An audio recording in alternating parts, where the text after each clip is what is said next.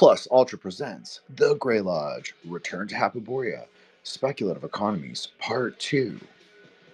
I'm Jin the Ninja. I host a show called Threshold Saints. You can find me on IG, X, of course, and our Grey Lodge website, as well as our Grey Lodge YouTube, The Grey Lodge, Greytrve, Greylodge.com. So the true Greylodge.com with a V. You can follow all of our hosts, of which we have a plethora, but I think that's kind of fitting for our spaces. And of course, what we call four pillars. So Solar is obviously he's obviously one of the four pillars, but I'm going to say Brother Matt first, simply because he couldn't make it. I kind of knew that it would be tight schedule, so we tried to set it an hour later. I know. It is what it is, because last week we didn't have Solar, so this week we do, and so that's how it goes, right? So appreciate it. Appreciate everybody that came. We did great numbers last week, so good job, Jin and Matt, and a little bit of Joshua. 750, so pretty good. Yeah, I know, right? It's shocking. So people want to listen to me. I don't know, but no, it was great, and I know it's been a little. We've had eclipse tumult, but that's okay. That's okay. We just it is what it is. We're gonna keep going, and we're gonna keep doing this, and we're gonna see where the spaces and the show takes us. And it is a proper show now. So, and obviously it wouldn't be that way without Matt, Solar, and Joshua, but also Mike, Monty, and Matt. Or did I already say Matt? But anyways, for right now, and I hope Seth comes. I'm gonna let him come up as a speaker and bring his chaotic Zoomer energy. There he comes right now. Hey, buddy. Okay, so I'll do a really quick shout out. I'll let the co-hosts introduce themselves. Obviously, Solar, Joshua the Branch, Mike, Monty, and me, and then Mr. MT. Well, I call him Mr. T, Lodge Brother, Moonblade, Sick Dharma Bro, Lodge Brother. Chimera, one of my longest mutuals, actually followed me when I had like 100 people. So thank you so much, Chimera, for coming. Seth, obviously, I'm training him to be my chaos agent, we'll say. Power of the rhetoric, or power of rhetoric. Yeah, that's what we're doing, right, Seth? We're just using words. We're just word cells. Okay, Brittany, don't know who you are, but cool. And Ironwood, thank you for coming. Appreciate it. Okay, so housekeeping. J. David Osborne, who's part of our group chat, his episode just dropped last night. Really, it was today, but technically last night. Monty and Thomas's should be out next week, first thing. John's is out, or will be out very shortly at 10:17 exactly. It will drop on the feed. There's no reason I'm not promoting it right now, except that I just dropped an episode. So Sunday, yeah, you'll see John's episode. We get promoted, but it is on the feed. After the space ends, it should come right up. So if you're interested in that, you can definitely check that out. Everybody has their own other projects, and so for Brother Matt, I'll just say check out his site. If you need spiritual services, he's been doing it. He's been really grinding on that. So if you have a spiritual technical difficulty, let Matt know, and maybe you can work something out. So, Cassandra, thank you so much for coming. It's been great to see you in the Rejects chat. Whenever I've been live, it's cool, because I honestly thought that maybe you didn't like me for a while, because I am a little spicy, we'll say. But I think we've come to appreciate each other as friends, and even though we have slightly different perspectives, it's not really that different. Really, I think that we can actually come together in a lot more. We have a lot more places of similarity and ways to relate to each other than not. So, and I think that's true for everyone. I know. We're like a edgelord, right wing space, and yeah, we are that too. But I think that there's something fundamentally that we've been talking about that is more than that. So, just we'll go in that spirit of syncretism, of synthesis. Obviously, magic is real, plus ultra, baby. hyperspace kingdoms. It's all speculative until it's not. And this is a speculative space. So everything that we say in it is absolutely 100%, 110% speculative. And that's pretty much it. So let's see where it goes. The speculative economies. It's not my topic. It's a topic for the boys. It's definitely was one for them. And so I am going to be in the interstitial as the moderator, but really it's I'll take the outro, but really it's not my space. It's really you guys. So good job. You earned it. Awesome. You didn't really earn it. You just show up and I throw you the mic. But you did earn it in a way, and you all know I care about you and. I'm soft, really, even though I have my, razor edge as well. So, okay. Oh, hey, Zach, how are you doing? Zachary Shumar, another Lodge member, Saint as well, and content creator. Thank you so much. Andre, thank you so much for coming. Appreciate you. Yeah, let's see where this goes. And I think this will be really exciting. Okay, so before Solar plugs, why don't all the co-hosts right now plug themselves, any projects they want, and anything that they want to say? Solar, go ahead, you start, and then Josh, Mike, Monty, in that order. Yeah, I've got nothing right now. I'm working on too many things and not enough time for any of it, but I think everything is at least a month out before publication or, whatever this and that drop. And so I'm good on plugs. Thank you guys. Happy to be here. Thank you, Solar. My name's Joshua. Go by a few different names. The branch on here on Twitter, I'm William Birkin. LARPing as an umbrella scientist. But anyway, it's a pleasure to be here, and I always learn a lot during these spaces. I take a lot of notes, and I always leave, feeling smarter and more knowledgeable, I guess.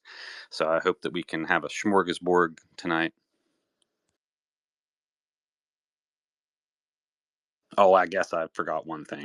I did do a Virgo season blurb with Mario from Symbolic Studies. So if you go to Symbolic Studies and check out his latest video on Virgo, you can hear me there. And I think Jen and I have an umbrella organization episode actually coming out on his Threshold Saints. I forgot to mention. That is very true, and I apologize for skipping that. Yes, there are a lot of episodes coming. Yeah, I did get a little behind in Ghost Month. Sorry about that, guys. It's happening though. I have like 3 in the queue, so it's moving. And yeah, Joshua has actually 2 episodes in that queue. So thank you for being patient, Joshua, and it'll be out soon. I promise. So yeah, okay, Monty, why don't you introduce yourself and plug whatever you want, buddy? Hey everybody, Montgomery Carlo, but you can call me Monty. Jen and I have been a long time, collaborators. He's been kind enough to have me on these spaces and also on his podcast, Threshold Saints, where I think, with today's episode, what is that, like 6? We've collaborated a lot, and I'm really proud of a lot of the work that we've done. I guess, to describe myself, the cheesy, corny, but hey, I like it title I like to give myself is the curator of Kino, 2Ks. And so, I don't know, I post a lot of art that I like, and I don't know, I think I'm funny. But it's, again, this is a very much a learning space for me. I learn a lot from you guys, and when I do chime in, it's more so like a synthesis, but other than that, pleasure to be here as always. And hey, everybody. Thank you, Monty. And yes, Monty and I did a really cool episode on JJK. I was true neutral, and Monty was kind of the con, and then not the con in that way. I mean, he was the dissent, and Thomas was the pro. So that's pretty much how it went. But honestly, we actually did a really good job, and it came together, and we all agreed that there are elements to that series that are good. So, if you're into anime and our kind of what Monty and I have started together, really, because Monty was the only anime bro that was like, yeah, I'll fuck with Jen. So we did a whole speculative Kabbalah project really on anime, and it kind of launched some really interesting ideas that I've carried into the spaces as well as other shows. So yeah, Monty's been my neutral for a long time, and also my longtime collaborator on Saints, as well as all in this project obviously, and everything. So yeah, that's how it works. Like, you know, like you, as I always say, like the true homie is like you people who fuck with you, you got to fuck with them back, because that's what it is. Like, that's all it is. It's like, you know, sometimes you put your ideological or opinions or whatever, like the instant reaction timeline sort of nonsense, you just put it aside. Not that I've dissenting opinions from Monty, but I'm just saying for everybody, like, I think that's maybe a good lesson for right now, is just because someone has a shit take, it doesn't mean that they're a shit person. It can just mean that they're captured by the narrative angle. So obviously we talk a lot about this and perception, how it's probably better to be post-ideological and kind of not captured by any narrative that isn't like discerned of your own will and like whatever framework that you use. So I think now is the time to really embody that as best you can. Obviously, you know, eclipse season makes everyone crazy. For the record, I actually think I have done a really good job handling the eclipse energy, and I'm not that affected by it. But I don't think. But anyways, okay, Monty, go ahead, and then I'm gonna let Solar do his thing. I'm going to keep this very short. I just really like what you said right there about how, you know, sometimes like you should be post-ideological, and sometimes your friends are going to have bad takes. Now, I again, like, you know, keeping this, you know, YouTube safe and everything. This has been a particularly cruel week and a very punishing week. You know, regardless of your political affiliations, it's been hard. And, you know, you have to like leave a lot of space and like forgive a lot of your friends for, you know, doing something that like makes you embarrassed, and like, you know, be embarrassed, like feel that, but like, you know, give them space, like let people have space right now. And I think that that's like very important, that, you know, they're still your friends and you're still like walk the same path, but like, you know, your friends are going to be cringe sometimes. 100%. I totally co-sign that. And I also think, like, what did we learn from COVID? Maybe breaking into silos was not that useful. Yeah, maybe it was useful in a personal way, and like we kind of we snatched ourselves back together, to borrow a term, right? So we kind of got it together, and then we kind of figured out what is actually real. Well, it's all relative, so maybe nothing's really real, but that's not really true either. But I think that in this time, if we're going to repeat this game, this ARG, you could say it, augmented reality game over, I think that we should not make the same mistake as we did before. Not that we made a mistake, but I think that, um, you know, I think that people do tend to be very discordian, and I think that it's no accident that it was at an astrological high point. I'm not saying parapolitics or anything. I don't really believe in coincidences, obviously. That's just me. You can believe whatever you want, but for me, I don't really think that. I think it's all. Maybe it's all subtle. Maybe it's all subtle influences of the world, but I think it's more than that personally. And so, yeah, I agree with that. Forgive. You know, people aren't perfect. No one is better equipped to say this than me in many ways, and also the comment about being embarrassing.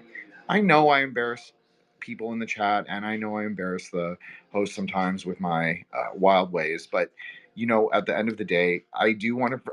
I do like doing this. I love doing this, and I want to produce the show that is everybody likes. That's the whole point. So, um, you know, regardless of my hardened edges, we'll say, it really comes from a place of like antisocial, but seeking love.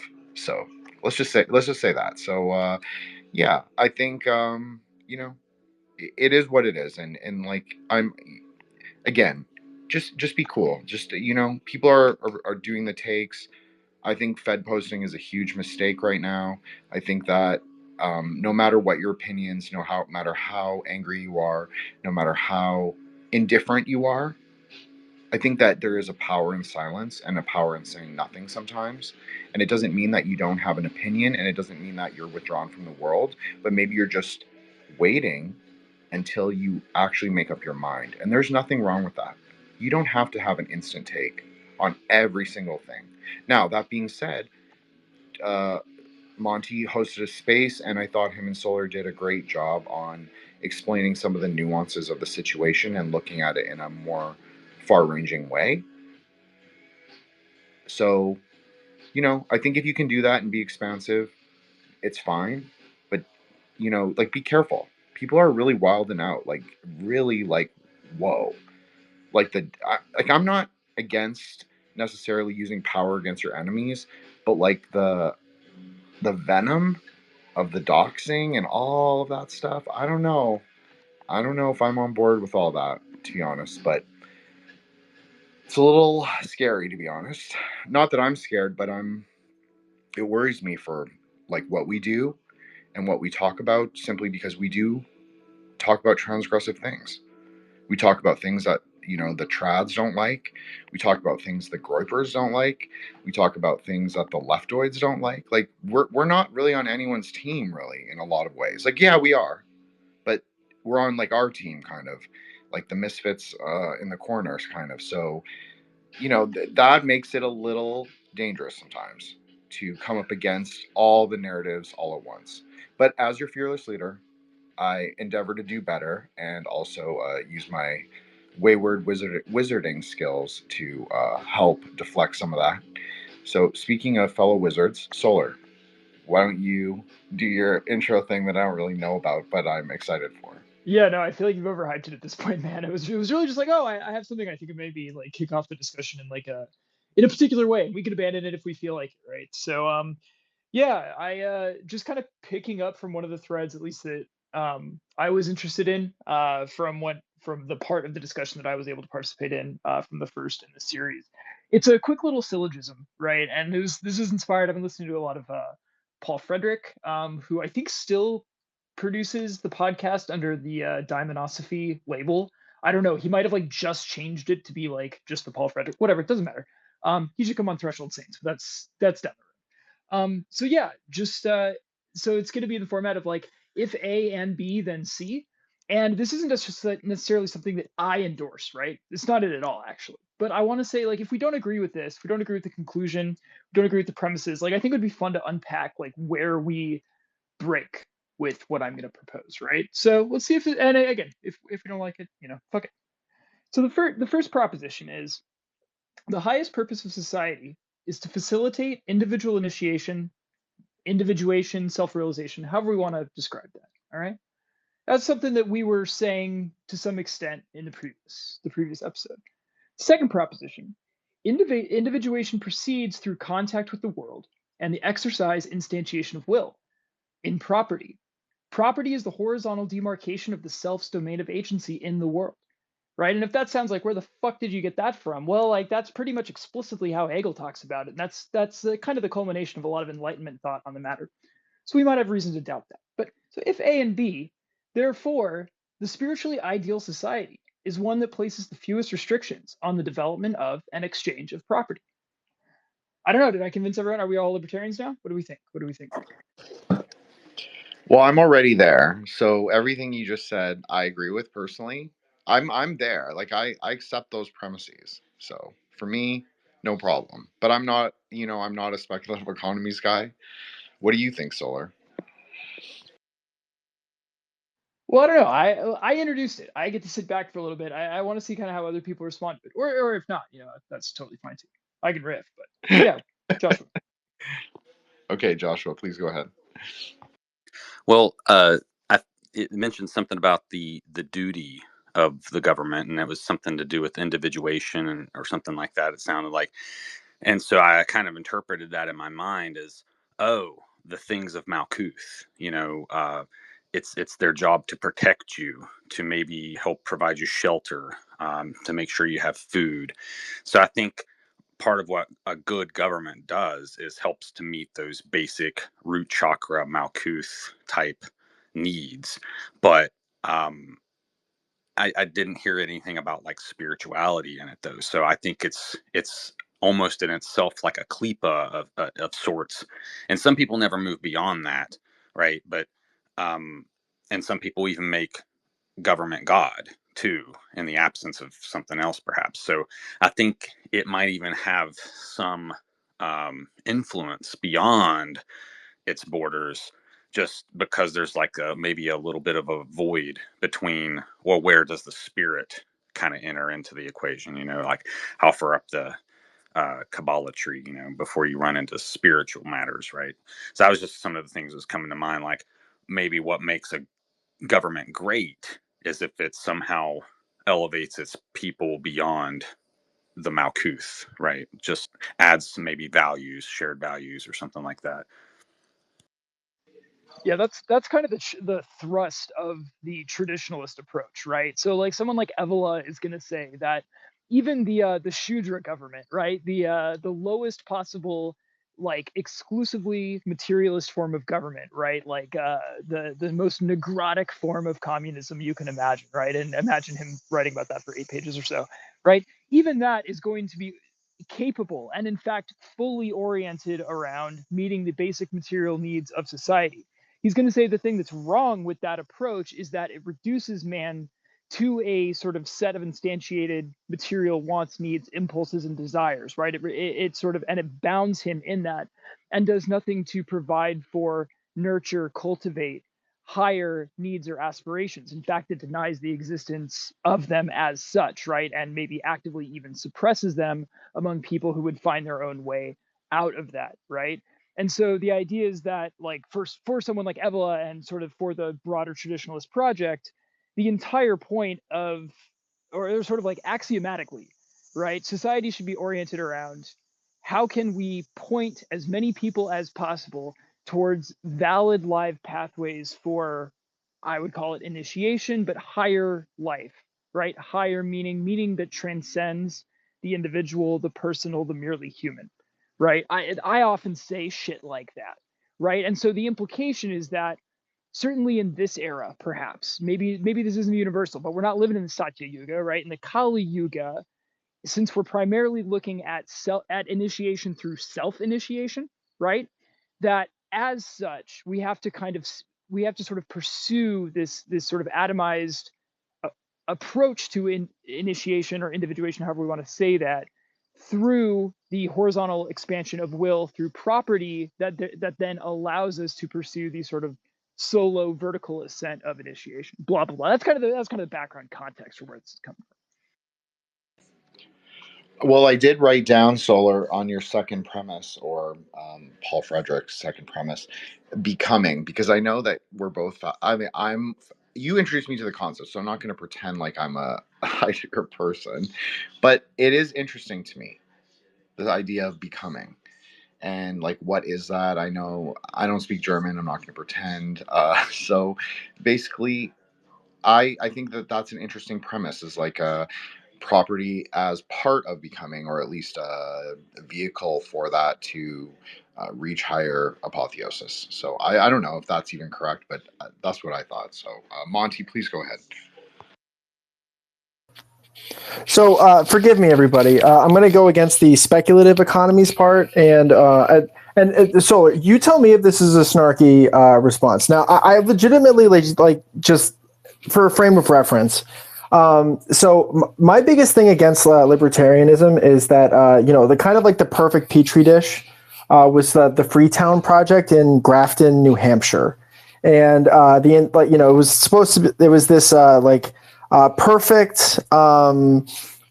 It was this perfect libertarian, Ruby Ridge almost, that was taken apart by trash disposal, and bears overran the entire town. And this is a legitimate question. I understand it sounds very snarky, but I don't know. I just have a hard time with libertarianism when stuff like that kind of exists. But again, I defer to you. You're obviously the expert here, but so forgive me if that was rude. But yeah, that the hard economy sense, libertarianism with Freetown. All right, I see Seth. I'm sorry, Seth, my little Naga didn't let you intro yourself. So give a little intro before you do your spiel. I apologize. My bad. I was a bad host, so I apologize. Seth, go ahead. Oh, I mean, there's not a whole lot to introduce, honestly. I mean, I'm just a random who has unexpectedly, serendipitously joined the lodge, and so here I am talking my shit. Um,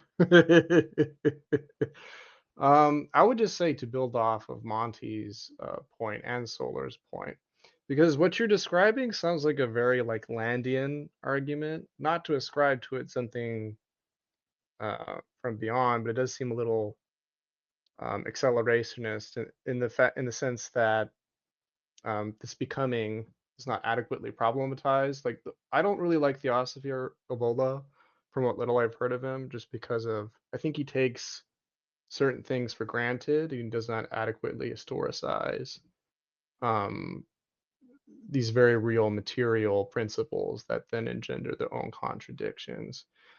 I mean, principally, like the point that Monty pointed out, like the whole establishing one's utopia in the swamp. I mean, this is like some shit that we've been doing since Thomas More. It's actually pretty ridiculous what us Europeans or scions of Europeans do when it comes to establishing our own silly little city states where we think that we're going to somehow, you know, transcend this reality into some sort of ideal. I mean, this country was founded upon even the myth of the city on the hill, that sort of thing. And every single time we go out and do this and we find a new frontier and establish that first settlement, we go through this whole cycle of historical development over and over and over again. But now, what's different now, like presently, versus the past, was that there was always a new frontier. There was always some new place you could fuck off to in the West, in the South, even for quite a while. But now the frontier is closed. And you can even see these billionaires, for example, scrambling to create a new frontier, a digital frontier, or even a literal space frontier, which I'm sorry for everyone here. This space frontier is bullshit. I mean, let's say we do develop that, I think it'll take like an additional 100 years to develop the technology to that point, to where we could feasibly colonize and then begin this whole soul-sucking cycle of historical development all over again. But that 100-year interim period is going to it's well, at least like from last week, we see it's developing into like a huge shitstorm. And unfortunately, because it's so totalizing, because now there is literally nowhere left to run, unless we start doing some deep sea colonizing nonsense. Deep sea libertarianism. The only way out is through. And part of that is reconciling and evolving the fundamental contradiction of private property. And so in a sense, we have to reckon with what that really is, and then in order to move beyond it. But on the other hand, unfortunately, when I say like there is no way out but through, like the state needs to be developed to a certain extent, and certain things do need to be held in common, especially these basic material things that relate to like people's immediate needs, like on the like food, shelter, even healthcare, that sort of thing. But everything else, the spiritual stuff, I think that can be stripped away. I don't think we want to go the other route, like the German or even the Russian route, at least early on, where you like try to create a god out of government itself. I think especially principally as Americans, once we get our material economy set up and we clear out all the bullshit corruption and everyone at least has a place and time for themselves, we can then start to figure out the spiritual shit. But the fountainhead from which that good spirit might arise is that basic material existence. And unfortunately, in this present time, it's like hopelessly corrupted. It's like insanely corrupted. Like, I mean, this week alone, like everyone is losing their minds. Liberal, conservative, whatever it is. It's like the camps don't even matter anymore. It's like the great spawning of killer clowns all across X. But okay, I'll stop rambling now. But thank you for listening to me. Good job, little Naga. Okay, Dr. William Birkin, Joshua, I saw your hand up first, and then it will be Solar and Mike, because that's the order I saw them. If that's incorrect, I apologize. Yes, sir. I just had a few brief comments. So, first of all, I don't know how exactly you do it, but there is a way to buy stars, right? You can buy stars for your loved ones or something like that, or name stars after them. Get in on that now. That real estate's gonna get more expensive as time goes on.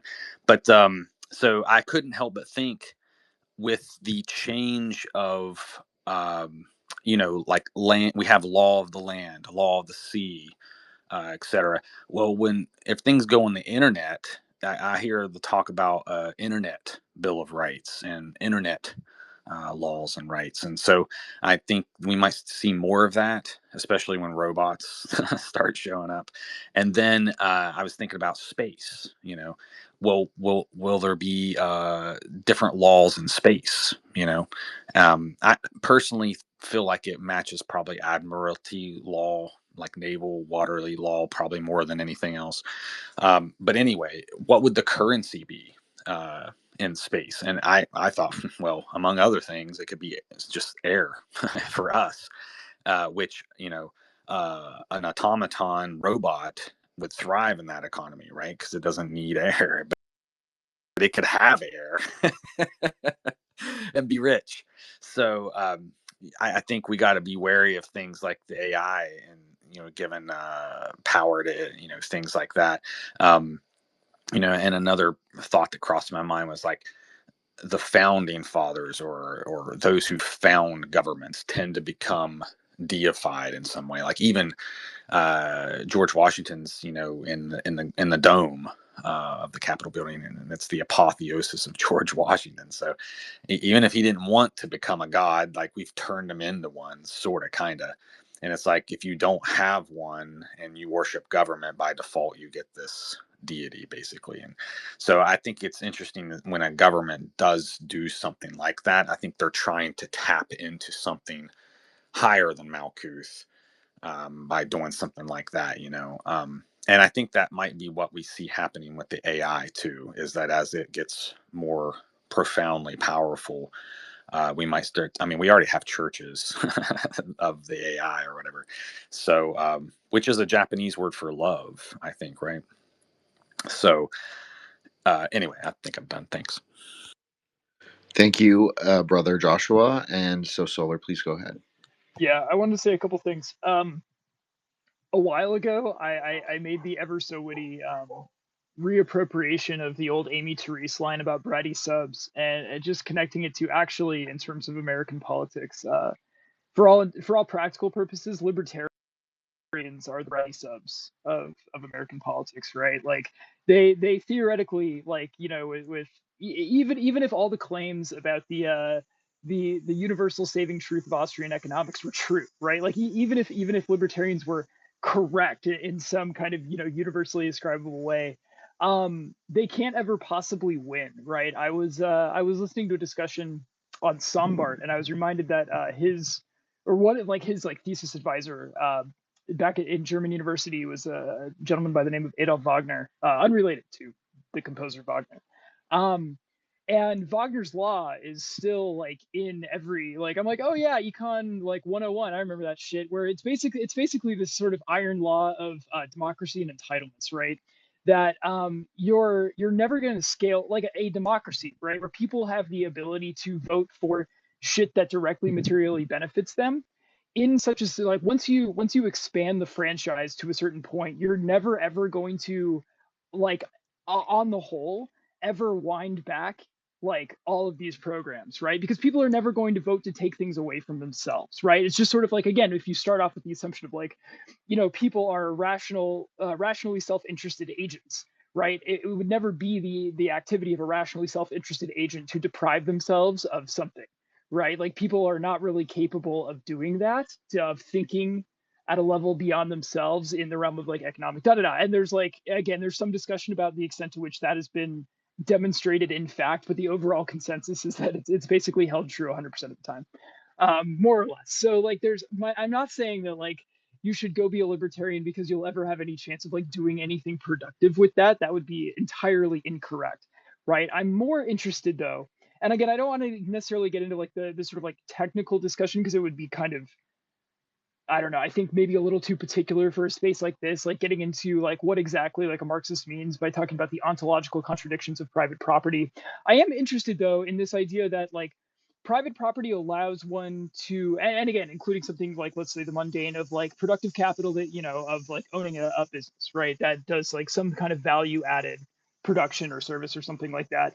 That specifically the being able to engage in the process of managing, overseeing, and ultimately being the decision-making agent responsible for the activities of that enterprise allows you to participate in new activities, and in some cases like a higher order of activities that can then inform that you know allow you to project will out into the world, come into different contact with different aspects of the world, solve different problems that you wouldn't otherwise just theoretically be able to ever encounter without being engaged in that type of an activity, and then bring those, not just like the material benefits, right, the profits, whatever, but the sort of like lessons and experiences of that back into the self in the process of, you know, like further self-development, right?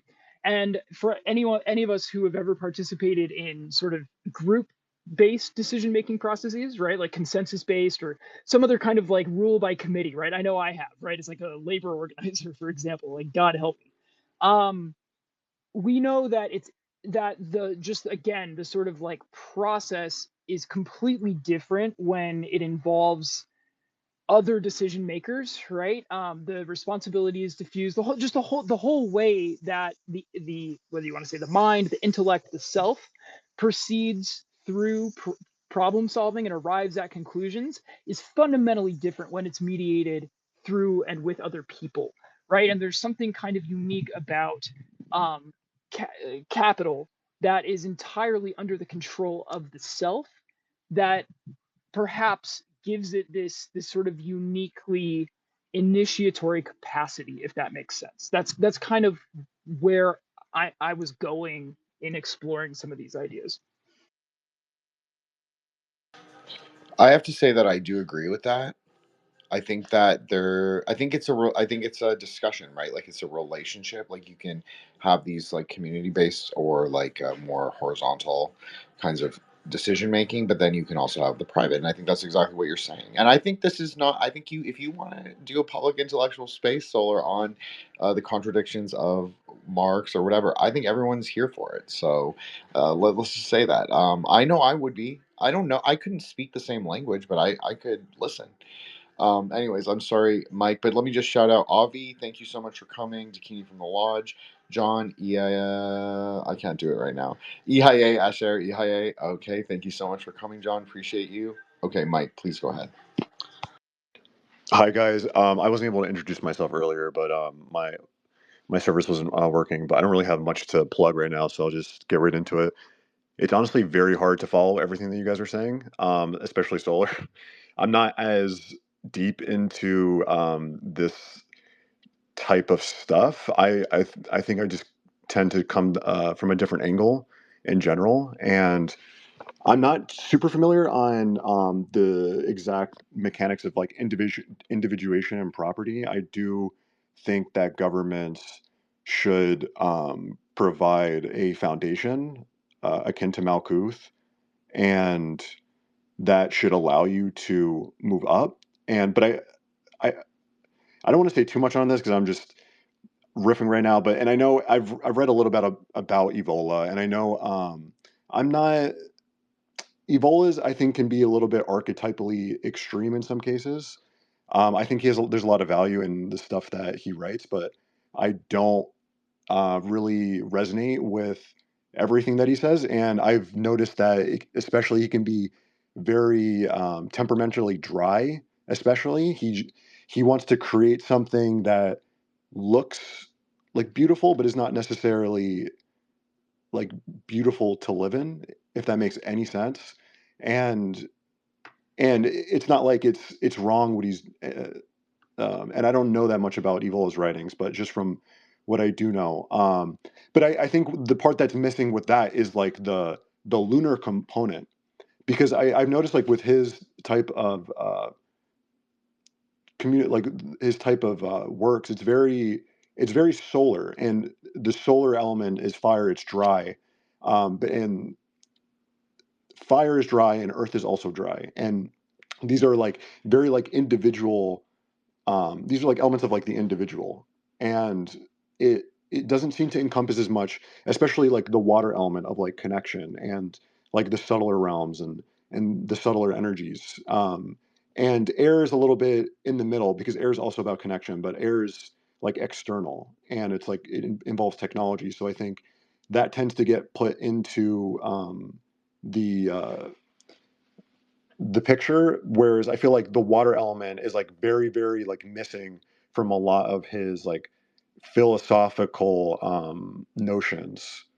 But I don't um but based on that, like I don't know if you're just trying to get to like the core of the purpose of government and things like that, like I'm not sure, like I feel like it's always just changing, and I don't like, even right now with w- the governments that we have and the ways that we organize right now, I don't think that we could really do it any other way. I feel like we've been kind of forced into this democratic structure because of the technologies that we have, and because of the just where we are right now. And it can go like one way or another, where if it's more to towards one side, being more libertarian or more like communitarian or something. But I'm not sure about the what you were trying to get at with that initial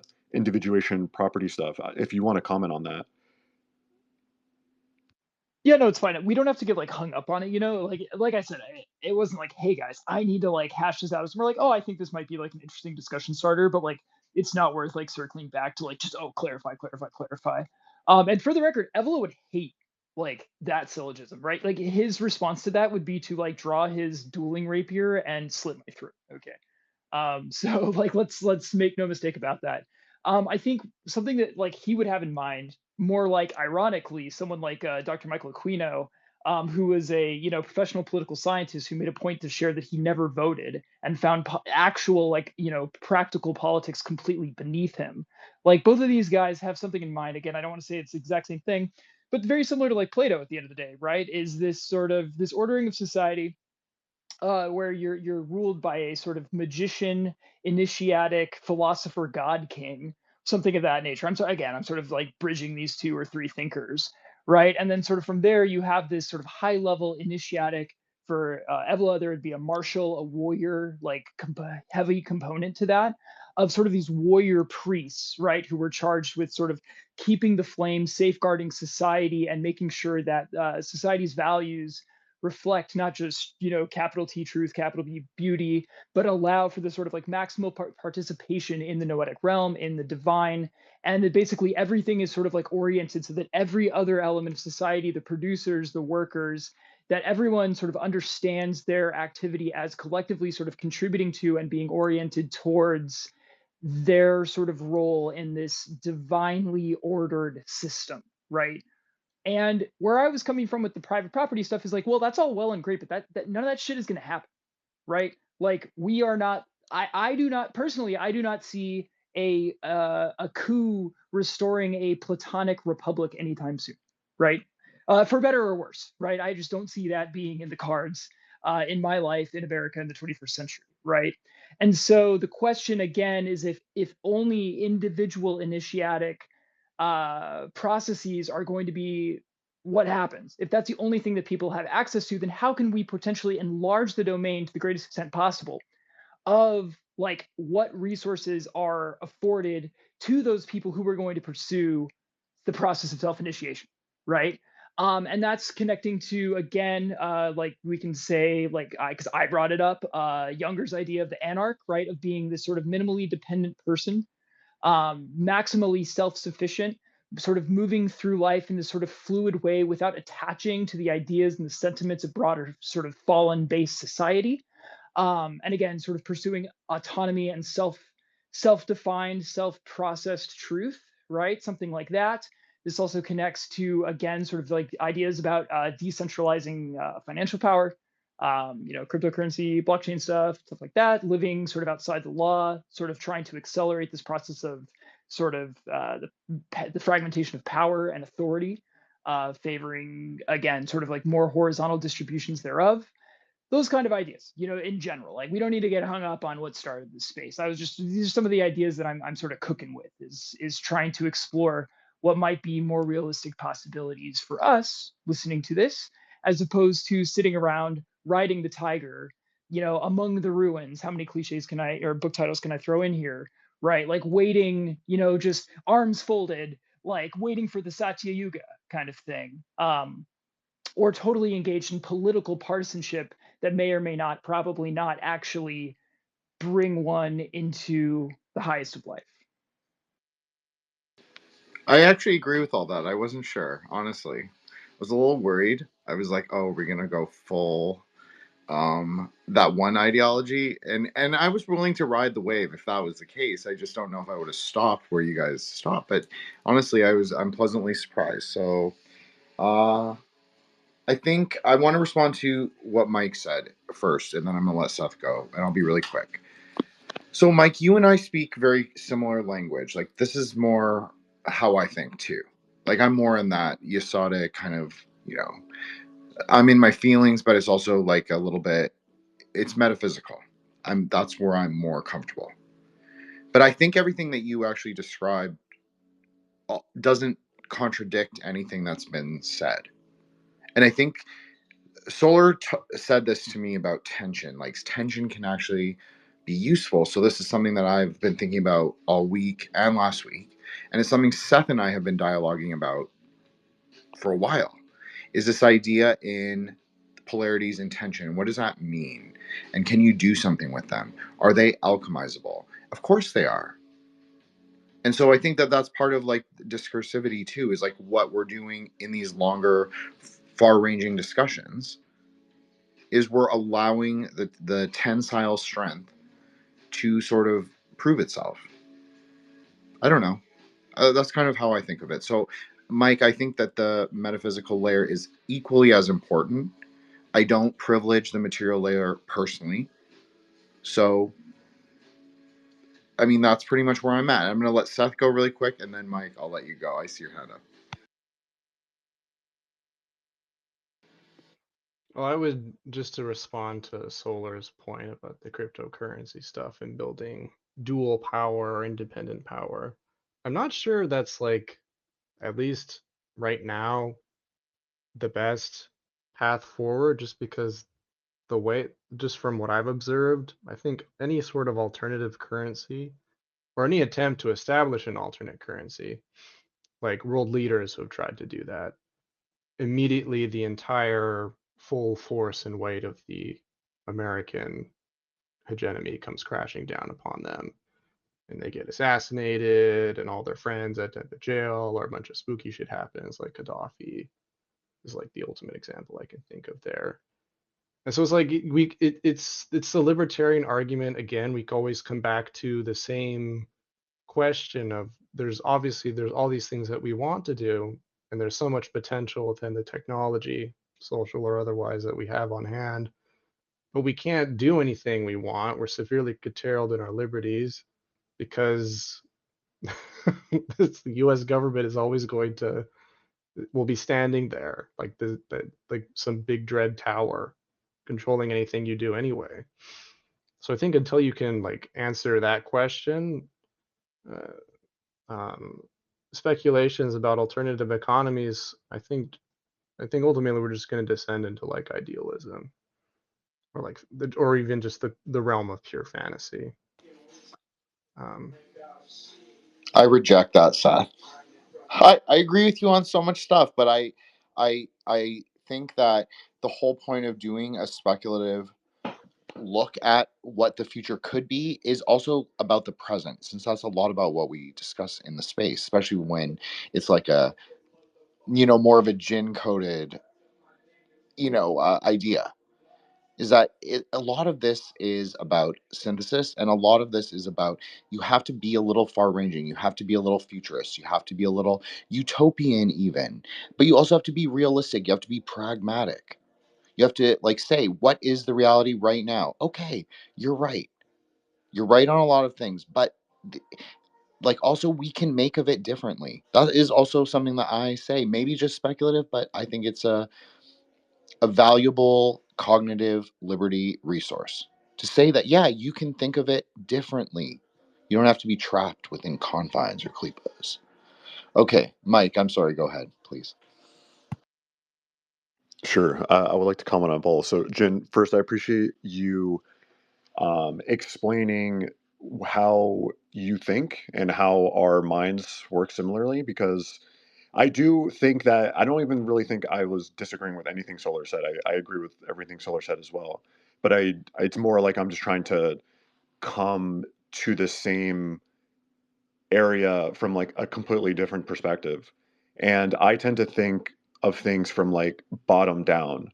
And a lot of the conventional just ways of organizing the world right now, and a lot of I feel like most philosophy and things comes from the top down, and in you can come to the same conclusion from either direction. So I definitely feel like I'm speaking a completely different language than Solar, but I do agree with a lot of the things that he's saying. It's just like I don't. I have to like understand like how to get there sometimes, and but yeah, just like with the metaphysical things. And the one thing I wanted to comment on in regards to that as well is I do think there's some level when you're talking about like from the root and the energy where it's you can't just do whatever you want. And there's a certain time and place when things can happen. And if you try to do it at the wrong time, it just can't happen. And I feel like that mindset is very fatalistic in some cases. And I can understand why people might not like that mindset. But it's more of just, it's just like there's only like so many tools and there's only so many um, options, and you you kind of just have to find the best. You can only do so much with that until there's more options that arise. And I just want to comment then on what Bibliomancer was saying with crypto. And like crypto provides another option for different ways of organization. And the guy who Satoshi Nakamoto, who initially created Bitcoin, he stayed anonymous because he knew how dangerous it might be to release something like that into the world. And with crypto, I've noticed that it's not Bitcoin. There's a lot of like philosophical um, ways that people have been predicting how cryptocurrency is actually going to develop and how it's going to be utilized like globally. And I don't think there's ever going to be like a global currency. Actually, it's like very within like the nature of cryptocurrencies, it's very decentralized, and it's going to be very um, community oriented.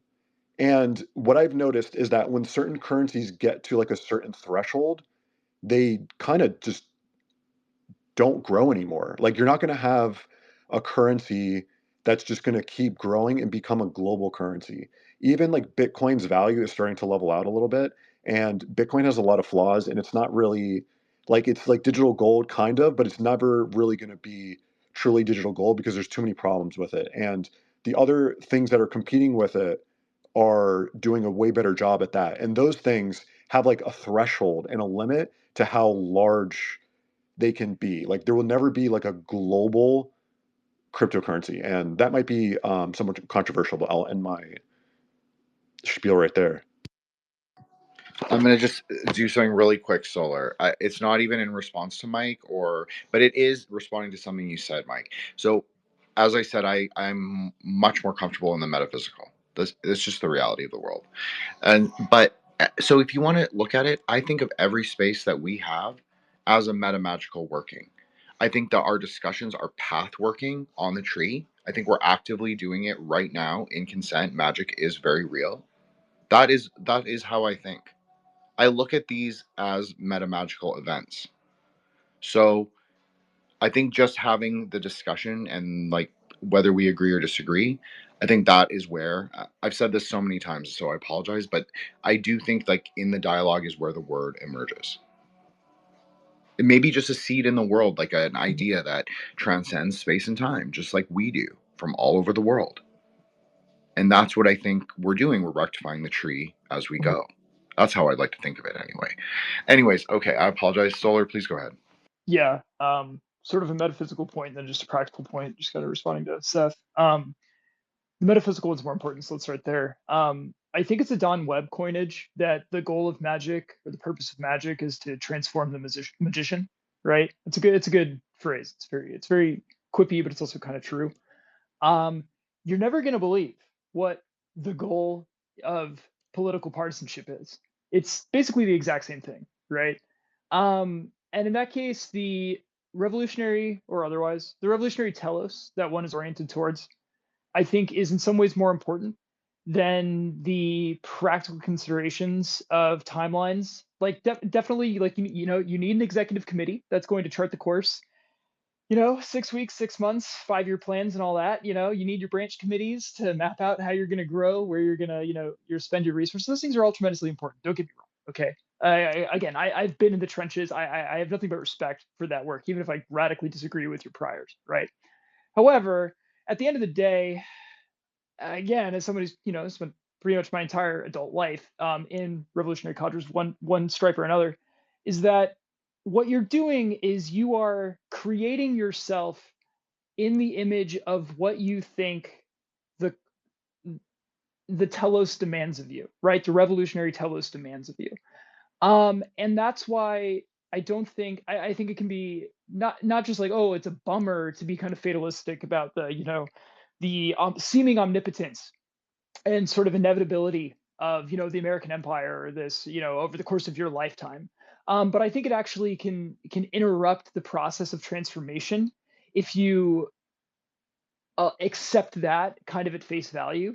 Like I think that from any kind of a revolutionary perspective, like yeah, it's not just a multi-generational struggle. Like Thomas 777 often says like it's going to take 200 years for Zog to die, for the regime to finally sort of like wither away, and a genuinely like truly new form to take its place, right? And none of us are going to live 200 years, most likely, right? Unless Peter Thiel, the Antichrist or whatever, comes through and really hooks us up and does us a solid or something, right? But that's not the point, right? Like we are sort of remaking ourselves in the image of what is required, what we imagine at an individual and then at a group level of what is going to be required by that process, right? So don't allow yourself to sell yourself short and sell the process short in that process of becoming, I guess.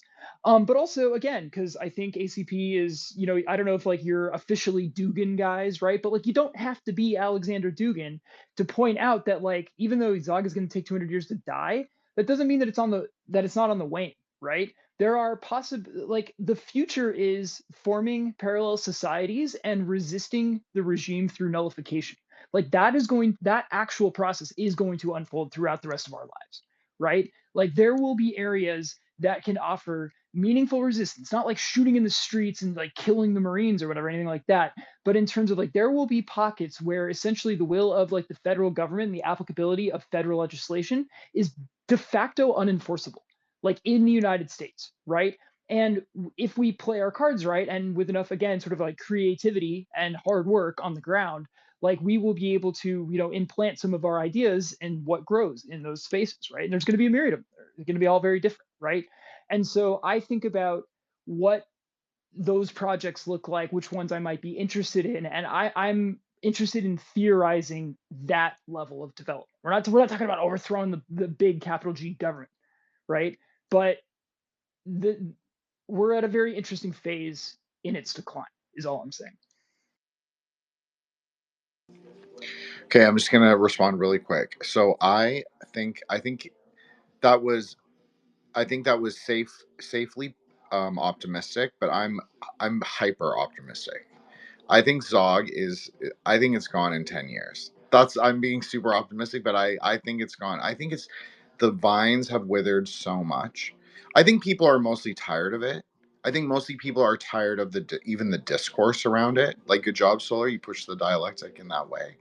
But I honestly think that people's attentions are much more focused on the self, as well as focused like on the more internalities. That's not inherently spiritual. That might just be referring to like the physical boundaries of a nation or a people's, whatever that even is within it.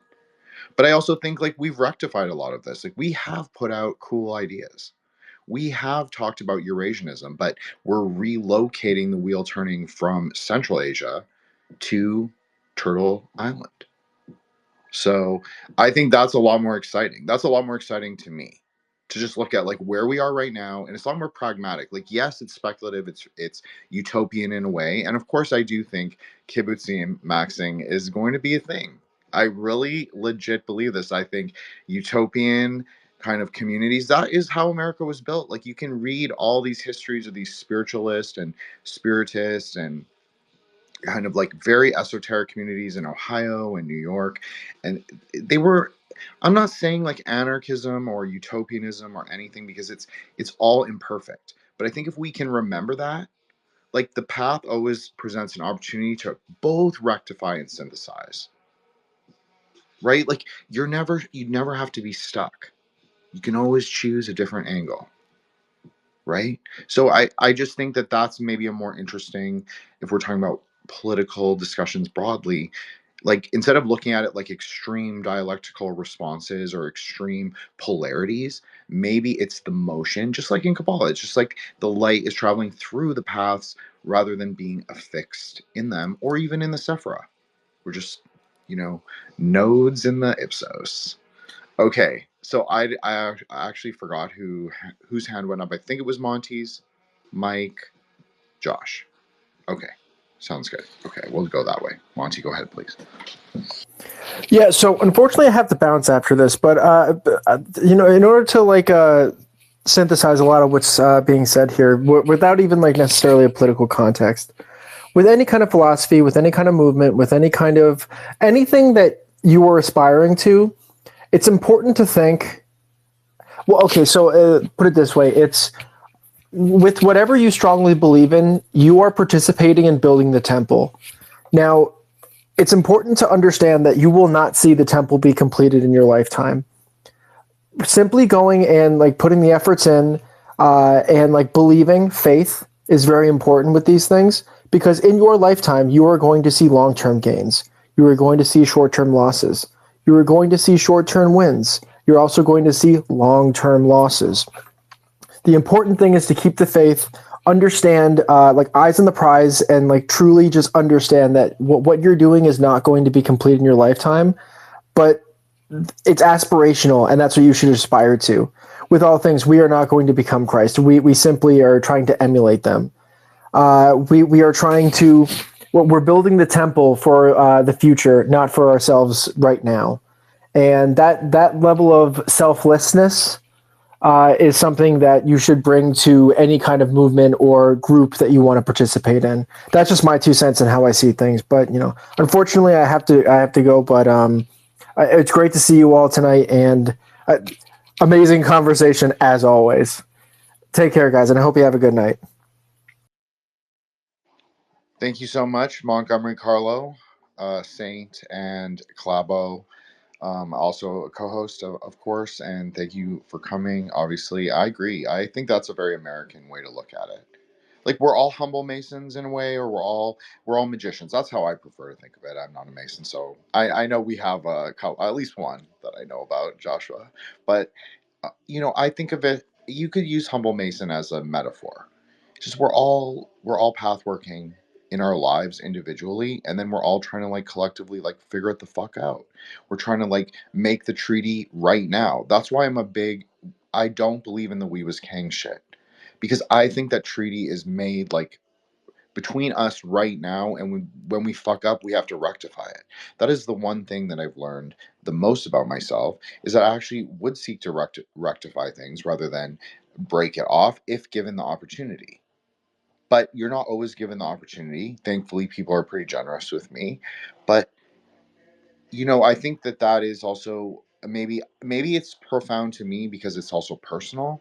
But then I also think, like, it is kind of an interesting Kabbalistic idea.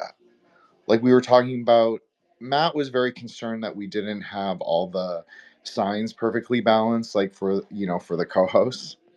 And I was like, I have to just pick up that water sign energy. I'm a Sagittarius, my planetary ruler is Jupiter. It kind of makes sense that I have to, because this is a good life lesson just for me. So it is interesting that it works in like a broader context, because I do consider it that I do magic with these people every week. We've done it for almost a year. We've put very interesting seeds into the world, whether anything comes of it or not, it doesn't really matter, because we've like the archival or the archive of the Aether Wave, I think, receive them in whatever way it can. And also because we have people who come, right? It happens in perception. So that's why I always say these things, because it actually is true for the spaces that you're in right now. So anyways, I apologize. Okay. Mike, Joshua, Seth. Okay, cool. I wanted to comment on Solar's stuff, but first I'll comment on Monty. So I do just 100% agree with what Monty said, and especially with us who are in such a niche esoteric area. What are we doing besides building for the future of people to enjoy this stuff more? It would have been nice to have had more infrastructure and more just community and everything regarding this stuff earlier on in my life, right? But I couldn't have that, so now I'm doing it on my own and doing it with you guys, and in a sense we're all pioneering this, and it's there's it's there's a beauty to that, and it's not just like eating the fruit, but there's an enjoyment to creating and pushing things forward. And what Solar said, I just wanted to clarify with, I am not a fatalist, and I think a lot of the recourse in conventional society is very, very deterministic. So I tend to add in a more fatalist perspective. But one thing that really gets on my nerves is the astrology community, which is at times can be overly fatalistic, where everything is astrology. And I can understand where they're coming from to a degree, because their social media presence kind of depends on talking about astrology 24/7. But some of them genuinely believe that there's no free will, and that is the extreme. But I think a lot of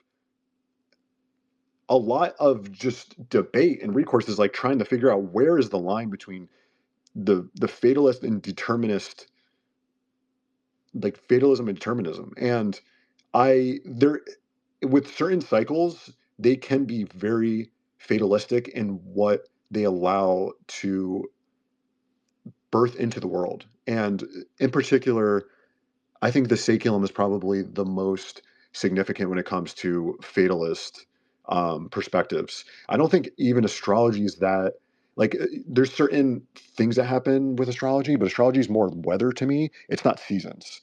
Like, astrology is not going to limit what can happen as a season, as like summer limits snow. Like, you can have uh, the full spectrum with astrology, but I'll just end it there for now, and I'll let Solar take it from there. Cool. Yeah, that's actually awesome. You teed something up for me.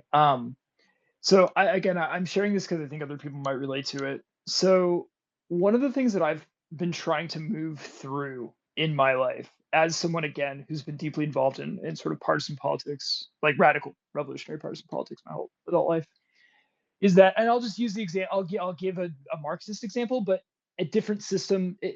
This applies across the board, right? Even though obviously I'm not a Marxist, Orthodox, or otherwise these days.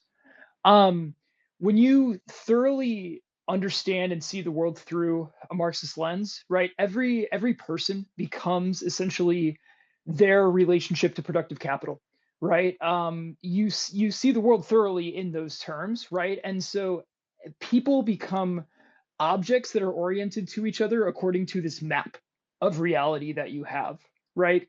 And that's just fine, right? We understand the world through symbolic manipulation, through logic, through that sort of self-conscious reason. That's all well and good. I'm not saying we should all just, bash our left hemispheres of our brains in, right?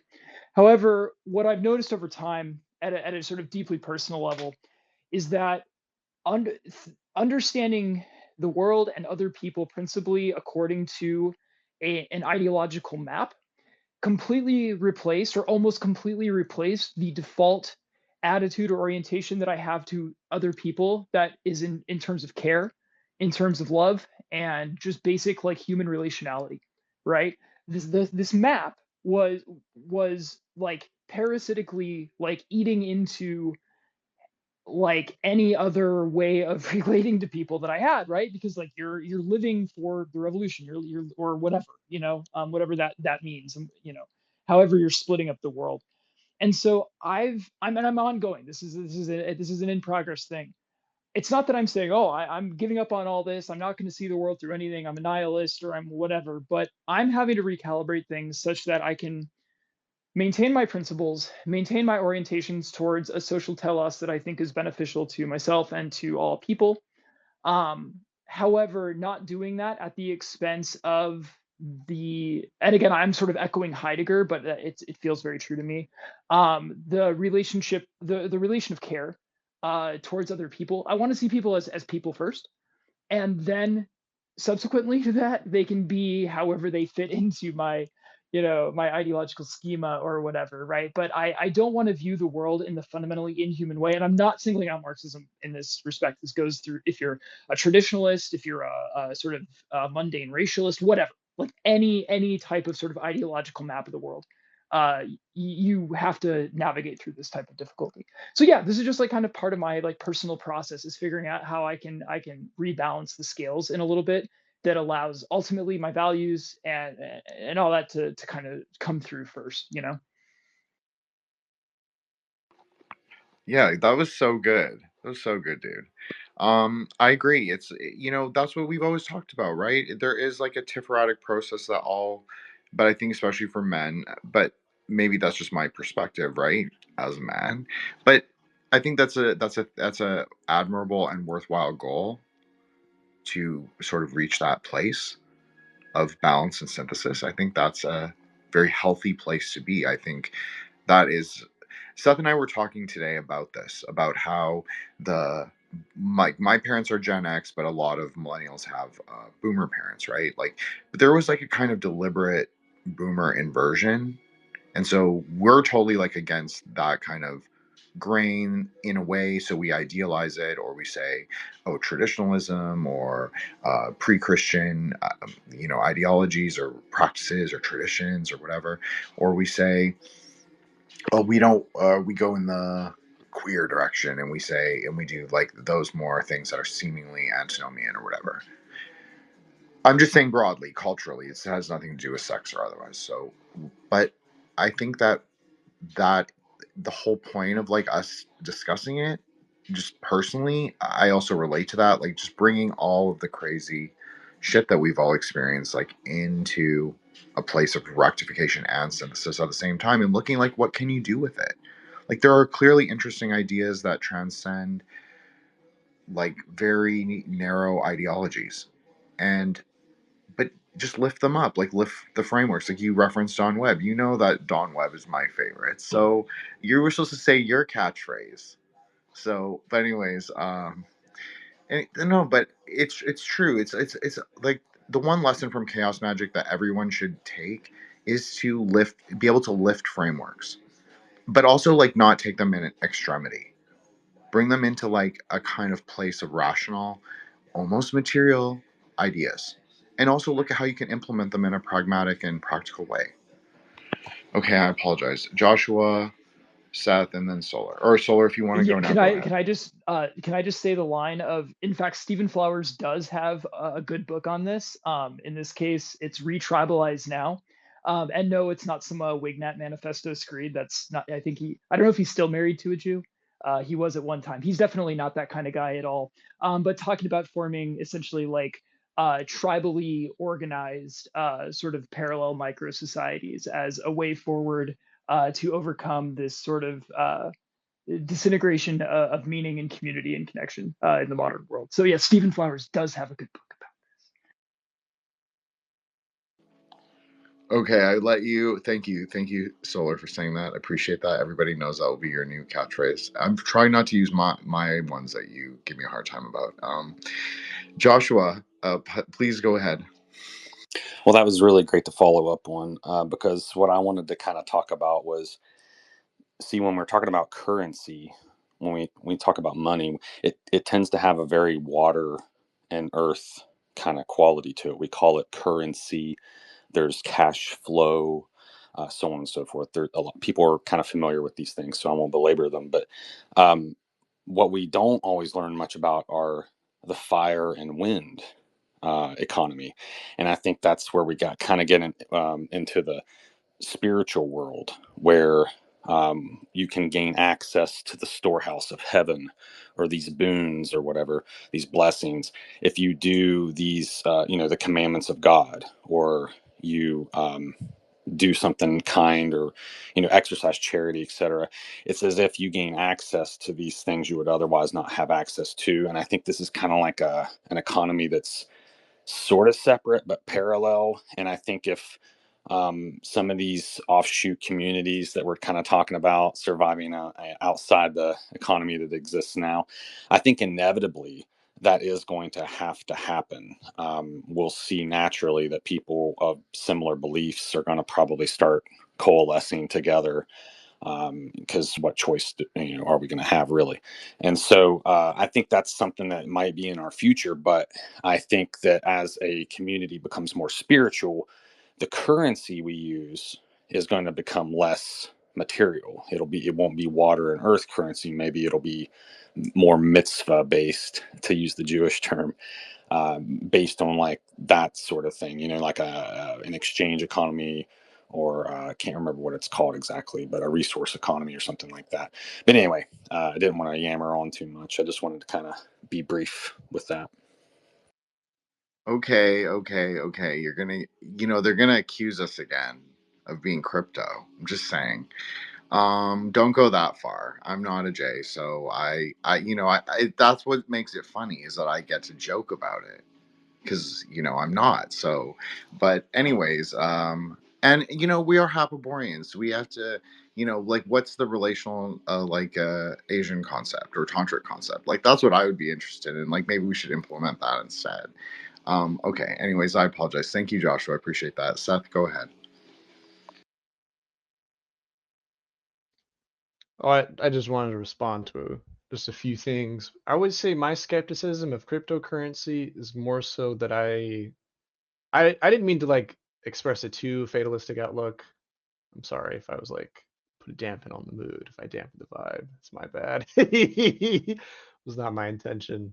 I would what I imperfectly tried to express was more like right now, in this present moment.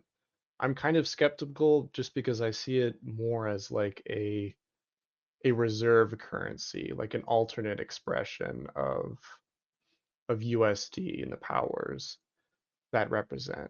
I really like Williams' analogy here about the water and earth, and then the fire and wind, especially the whole water and earth thing. Because the way I see cryptocurrency, it's like an illusion, like watery illusions of you think it's freedom, you think it comes from maybe our individual impulse is that we want something a little more redemptive, something more fiery, something more transformative. But then it just turns out to be something that reifies the very, fell evil powers that conspire to make all our lives hell. Um, that's my suspicion of cryptocurrency, at least at the moment. as far as I see it. Oh, and to like respond to the solar, your journey is like so fascinating to me. Um, just because I think you have discovered for yourself, like you've, as much as I think I've run the gambit of like really shitty leftist spheres, every time it seems I talk to you, you're like, I realize that, damn, maybe I didn't go hard enough, but maybe I shouldn't have gone hard enough in the first place.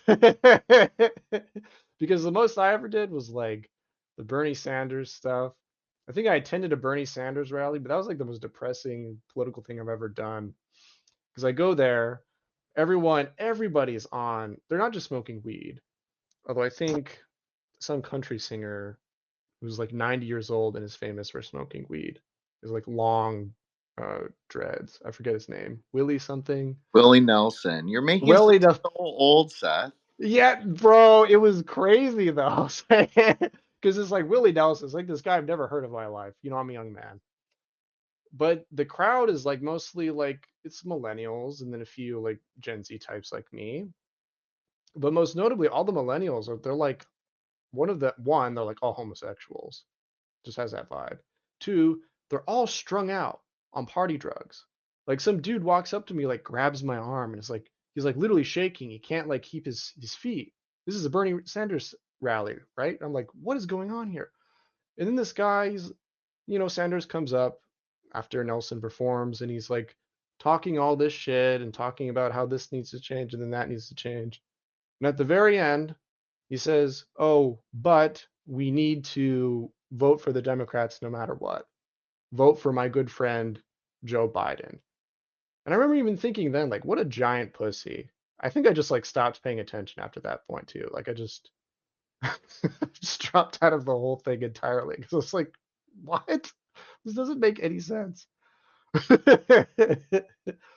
But I would just say that unfortunately, the problem with like Marxist thought is that unfortunately, in the grand scheme of things, in the past 100 years, with the exception of China, the Leon Trotskys, the Marxian metaphysicists who initially came up with this framework of the proletariat, right? Because Trotsky was like this too, where he was like, because the Russian peasant doesn't fit into my idea of what the proletariat needs to be, I need to destroy them. Like he was, instead of embracing reality and allowing that reality to like transform his thought and then create a novel relationship out of that, he's like, no, I just need to destroy these people. They're like evil or something. And unfortunately, that's like 90% of Western thought. But there is a rational kernel to be salvaged from that. And I think that especially the methodology of Marx, and then especially as it's evolving now and being developed by ontologists. I don't know what else to call them, like Hazadine or some of the other people, some of the If other folks in Hawes the Tea gets to be Party. if Hawes gets to be ontologist, so do I. Come on. Absolutely, absolutely. Well, Okay. however we're Just defining ourselves, so because everybody's it's not like clear. no Just one's so written books everybody's yet. clear. I'm on Haz's level, right? Like Mhm. you're not. You can't position us like that. My wrong. Once the books are written, we're all ontologists at this point, right? But we haven't actually done anything yet in terms of concrete projects, in the sense of like our lives haven't, um, because analysis is ultimately is the gathering of what has happened. It's like in the pluperfect tense, that which has had happened, versus things have not settled at the moment. So I think there's a rational framework that you can salvage from the debris of the past century without committing to the insane metaphysics of Trotsky and what would ultimately become, well, the whole the ruling class ideology, because they all read Marx too. That's the thing. It's like you can't say, oh, I don't want to read Marx, even though that's what I tried to do for a long time. Because unfortunately, all of your enemies do, and they apply that framework. It's like, fuck, you just have to do it, and then come up with your own answer in retaliation.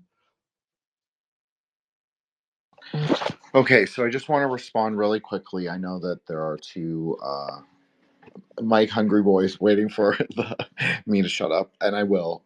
So I want to just respond to something you said about crypto. Is that we live in the sublunar realm. We're in no more the sublunar realm, especially online. It's like the domain of Ketu. It's fully within our phones. It's fully within the domain of Rahu both.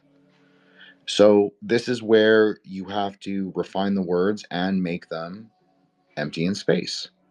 So that's what, like, yes, I agree. Ship posting is not a political action, but there is kind of a way that you can capture it, and that's sort of been our whole idea as a space. I think since we started is that you can capture the lightning. There is a way to do it. There's a way to map it. It's imperfect, just like our lives. And I know that you're at like a sort of the axial moment yourself, Seth. But try and look at it like everyone has encountered these same obstacles, like every single person. I can guarantee you, just knowing the co-host personally, can guarantee you that's true. Major life changes, including myself. And so we're in an axial age where things are shifting around us very frequently, but the foundation really is stable because the foundation really is in your own mind. So, like I always say, if you can tame your own mind, you can tame a lot of phenomena around you. Now, it's an imperfect process, but there's nothing wrong with acknowledging that and not coming to it from an extreme angle or perspective.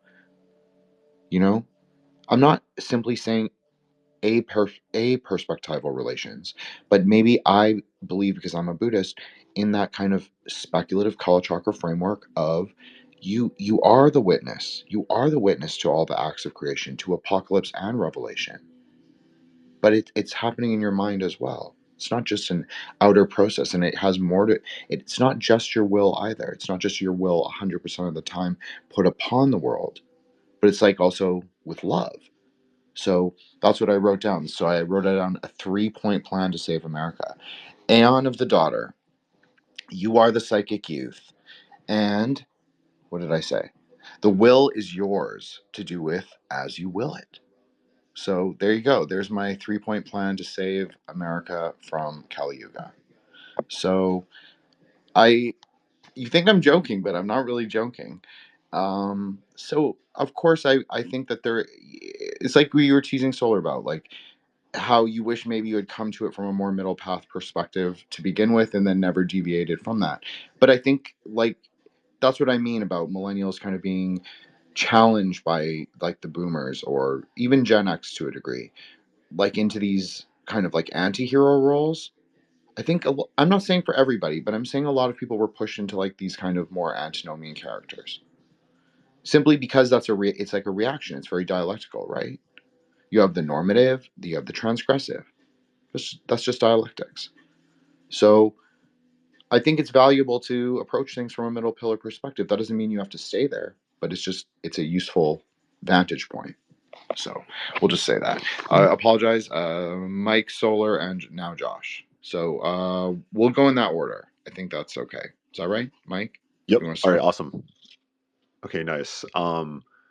Seth, you were talking about a lot, and that was really funny. But I was trying to keep everything in my mind, and I just wanted to make some comments on the money. Like, money is a multi-leveled thing where it's not just physical, and people. I mean, you see this with different types of way people give offerings. They give money as offerings, and I've contemplated about this a lot. Like, what is actually in the money? And I feel like it makes more sense in my mind with other types of items like fruit and stuff like that, because and the way I make sense of it is that it has an energy, and you're giving the energy as the offering. But it's like, what is in the money? Does the money just have an energy? And I guess it does. And I don't really know. I can't go much deeper than that on exactly what's going on, but it has an energy to it. Like, money has it's basically the most dense form of energy in the universe. And it's just its physical representation is it allows us to interact and exchange things. But with crypto is, I don't know if I want to talk too much about it. I feel like you guys already know everything about my opinions on crypto, but with the fatalistic aspect that we were talking about earlier and determinism and things like that, we are in a weird place right now where crypto has become the only solution to solve certain problems, like with inflation getting out of control, and allowing new markets and economies to come to existence that weren't possible, especially with digital assets, because these artists had no way before to who were digital artists. They were making digital art since the internet existed, but they had no way that they could uh, mint and sell their works. And you see these markets popping up, and with all these different digital assets. And we're at this weird place in the cycle right now where it's starting to like fundamentally enter uh, the financial sector of the world. And this wasn't happening like 5 years ago. Like this is just happening now, where it's entering the like traditional finance sector. And this is like the period we're in the period right now, like the next like 10 years, where it's it's going to start becoming more normal. And then eventually I think it's just going to be necessary that we're all using it. And I don't think there's evil parts to it, Seth. So like I can understand a lot of the backlash with crypto, because there's a lot of stupid stuff with it. There's a lot of scams. There's a lot of like just there's meme coins. There's people doing ridiculous things to get money. I don't know if you guys were paying attention to like a lot of the stuff that was happening with meme coins, like earlier in the year, where people were filming them stuff on video and doing basically whatever they could. They were humiliating themselves for money for crypto, and that was an inflection point with crypto, where it after that point it started to get people were like, okay, this is enough. Like we got to make it a little bit more serious now, because it reached the point with even the people who were degenerate and identified as like degenerates were like, okay, this is embarrassing and disgusting. And so now it's reversed and it's becoming more it's established.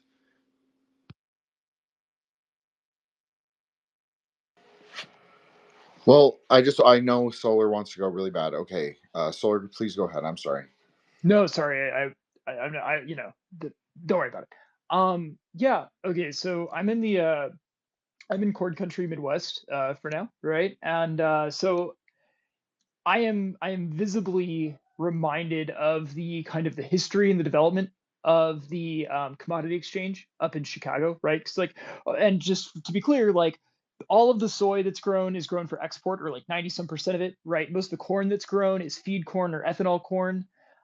Every aspect of like modern agriculture is totally financialized, right? And you can like these are financial products. They're, you know, the options, or I guess futures in the case of commodities, are part of my reality on a daily basis, right? And they're make or break instruments, financial instruments, for the people who are hauling corn to, you know, where I work, things like that, right? And so I'm reminded of this direct relationship between financialization and infrastructure. And I used to operate under the mistaken assumption that a step down in complexity or centralization of state power would intrinsically mean a step down in complexity of like technological, like the technological state of society, right? Which would mean a significant disruptions to infrastructure, and this again kind of a restriction of financial markets and sort of what we might call like we're used to them now, but you know at one time considered more complex or esoteric free floating financial instruments like you know futures, options, derivatives, things like that, right? And I've come to realize that that's not the case at all. In fact, that even if the stuff we were talking about earlier about the kind of like slow withering and disintegration of Zog and all that stuff, even if all that stuff is totally true, we live in a world now where again, especially with like blockchain technology being it's all open source, if needed, even if we whacked everyone involved in that stuff, 5 guys who can write computer code and have cell phones are capable of reconstituting a new market that would allow them to start betting on the future price of a given deliverable, right? Or even just betting on it, even if not, they're not actually promising delivery, right? They're not like actually guaranteeing the exchange at a basic level, right? They would be able to essentially financialize, right, on top of a commodity or on top of any other kind of financial instrument, whatever, right? So I guess what I'm saying is, short of like I don't know, like Ted Kaczynski Stalinism, or like, the biggest solar flare ever. Like, we're not going to go backwards in terms of what is possible. We're only going to like be able to further accelerate in terms of, like commodification, financialization, et cetera. These things that used to be like scare words for me, right, in my analysis.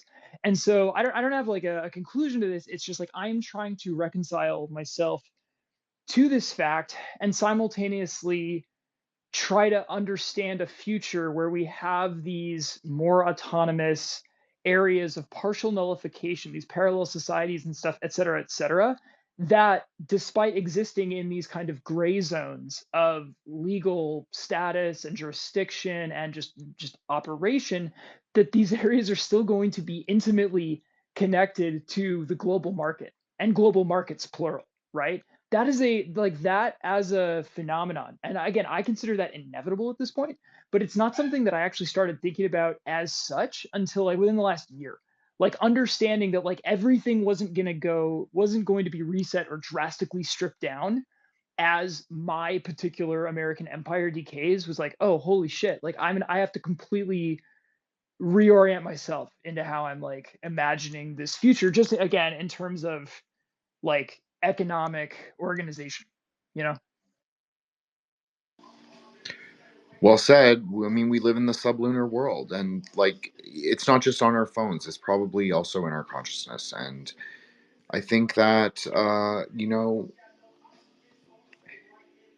it is what it is. Like, that's why we spent a year doing speculative Kalachakra, speculative Kabbalah, like all the stuff that we have all discussed together. I think that's the whole point, is like, what do we do with it? Like I always said, I'm not a teacher. I'm not teaching you shit. Like, don't listen to me. Imperfect vessel. I practice Dharma. You don't have to, but it's a useful framework. I think loving kindness can take you all the way. You've all heard me say this a million times. So it's always worth reiterating that, that these, I think that they're greater lessons. I think they were personal lessons, and they were like, we're talking about like magic and magical experiences. And yes, that's all true. Like everything that we've discussed, like on a more personal level of like what our Sephirotic experiences or what our tantric experiences, or if I described whatever or whatever we've discussed, I think it's all kind of, it comes to that place of Rigpa. It just comes to that place where like you kind of get like the old hippies, and you kind of like, okay, they're talking about like love and like all this shit. And when you're 20, like when I was 20, I was not ready to hear any of that. I was like, that's bullshit. There's like hierarchies. There's like, this is unjust. Like this is, but the reality is like, you're right. We can't really change what other people think. You can't even really know what other people think. So, it's, we live in the sublunar world. We're in the ghost roads. You want to call it that? That's a very Chinese way to think. We all live very like Mahayana, sort of Pure Land Buddhist Dharmic way to think. We all live in the ghost worlds. We're all ghosts in the carnal ground. And what do the ghost worlds have that is replicable to the human world? Well, markets. So very like, you watch any anime about the underworld, or read any kind of Chinese folklore. Yeah, the underworld has markets. It's all gray markets, because they're intimately also connected to the human world, because that's what ghosts want. So yeah, I think that's a power, though. That's what I like. You guys know I like this. I like, we're inverting the angle. We're, V instead of A. I don't know, but maybe we're both. Maybe it's like maybe it's like a hex. No, okay, no hexagrams, no Babylon power. But that's a very powerful idea. Is that maybe we liberate the Babylon in our own consciousness? I don't know. I think that's cool. I'm sorry, Mike. And Mike and Joshua, please go ahead. I think that's how it went. Yeah, okay. I don't have my hand up. Joshua, you can go. Certainly, sir. Well, so as you guys were talking, I was reminded of, it might have been DuckTales. Scrooge McDuck had like a vault full of gold coins and stuff, and he was talking to his nephews, I guess. Must be Donald's kids. Ooh, I didn't. Anyway, so he's talking to them, and he's like talking about how his money wouldn't be worth anything if it was just sitting in a big pile, that he had to make his money work for him. And so he put it into circulation. And then so he was describing to them how the economy works and stuff. And I thought it was kind of cute because it at least was gold. But now we have a fiat currency, which isn't based on gold anymore. And what it's based on now is faith. So they put "in God we trust" on the currency. Of course, it's probably not the God you and I pray to, but nevertheless, it's kind of elevated the currency. The currency's dead. It's now a fiat zombie currency. It's being artificially sustained, and it's really got such little value compared to what it was so long ago. And you used to be able to redeem your notes for silver and gold, but you can no longer do that. And so when it becomes a fiat currency, I think there's this element of like faith that now enters the chat, as it were. And so there might be like a sort of a spiritual residue, on the money, for that matter, because of that association, and how government tries to become God in a way. So, but anyway, the other thought I had, I was going to ask about Tracy Twyman's view on money, because I know she had a book about something about money is something, I don't know. Maybe you can tell me, because it was a tricky title. Thanks. This is really a Zach question, but we did discuss it, and then I subsequently read the book. So it's something about the money is the tree of all evil, something like that. But the premise is basically the Templars started the banking system in the 1100s, and they continued it as we know it into our contemporary time. That's pretty much right, Zach. Right? Yeah, that seems right to me. I wouldn't try and like tell you no, it's not. You're laughing at me. Well, it's about like it's about the credit notes and like how that developed into how we think of credit and like, do Templars rule the world? Who knows?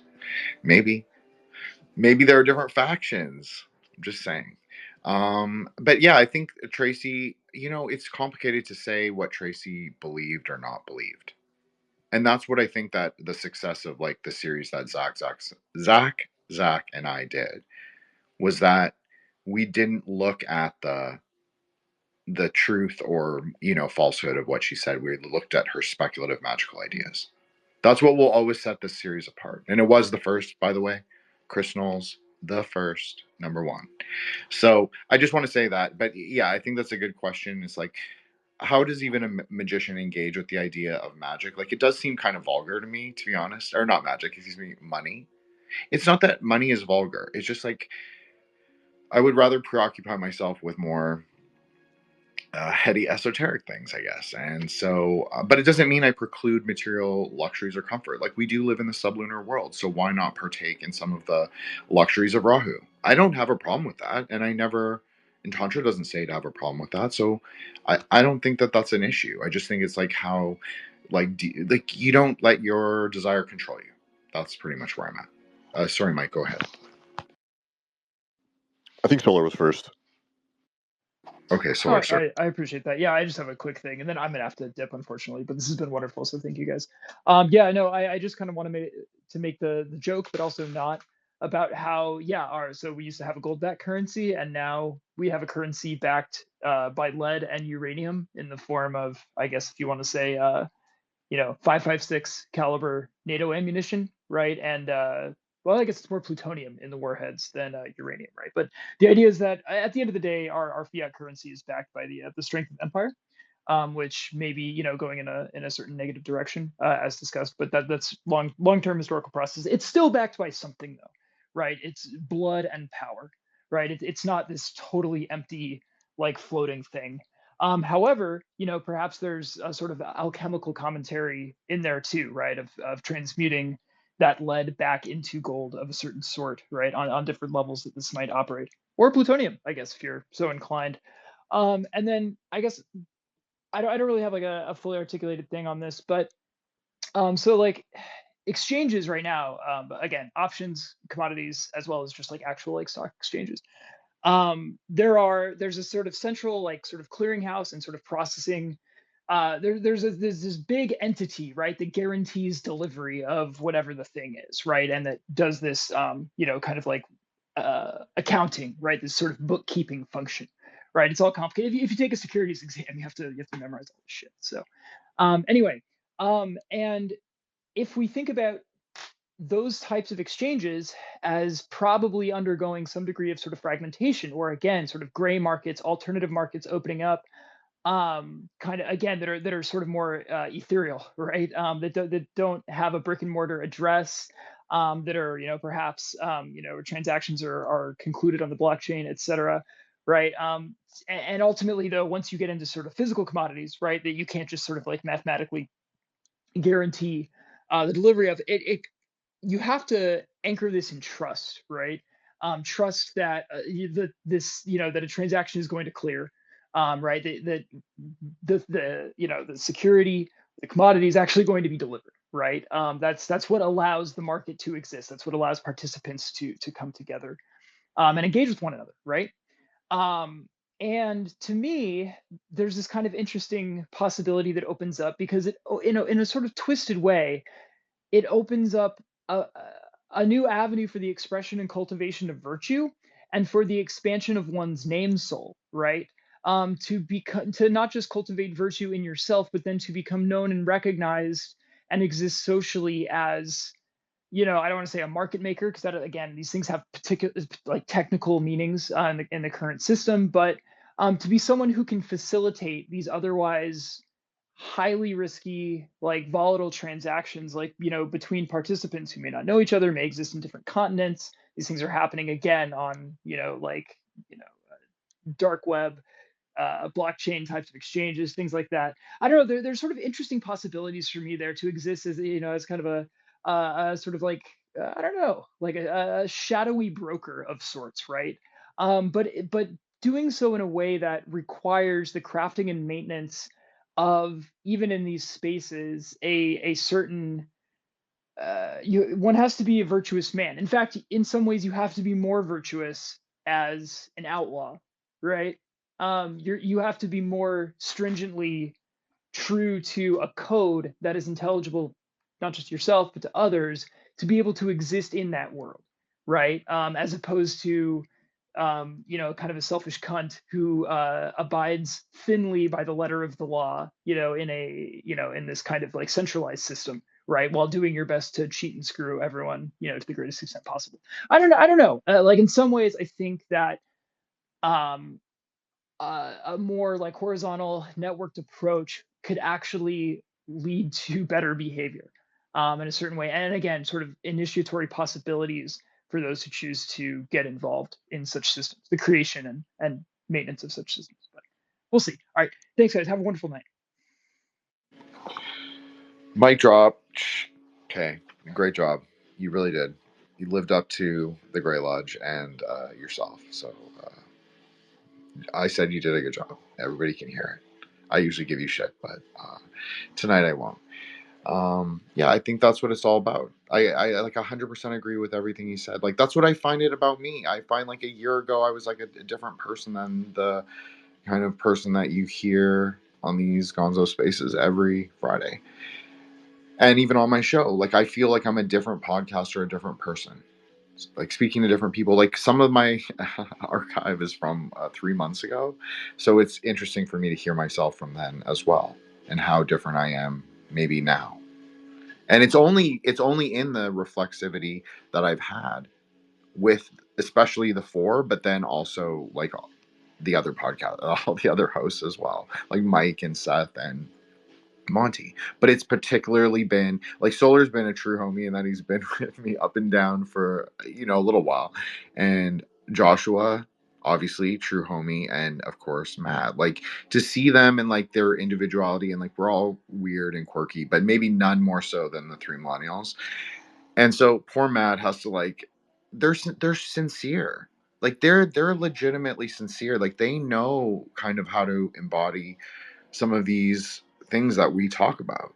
So, you know, it's like, it's, I almost feel, maybe this is me being like self-competitive, which is the person I'm the most competitive with always, is like I have to keep up with not being young, not even though I do, yes, adopt Zoomer speak all the time, and although I don't do it in a cringe way, in my opinion, so I'm just gonna say that. But yeah, I love words. I love words. I love language. You all know that you know, so many of you now have like a Singlish, working Singlish vocabulary. I know our brother Rom didn't come tonight, but you know, like there's a reason. It's the flexibility in thinking, and like thinking in different ways and different paradigms. I think this is a really good lesson, just in general, just a metaphysical like reason why we should maintain Creole's ideas, and that are different, that are like that transcend syntax, that can be placed anywhere. You know, I love ritual grammars. We talk a lot about this.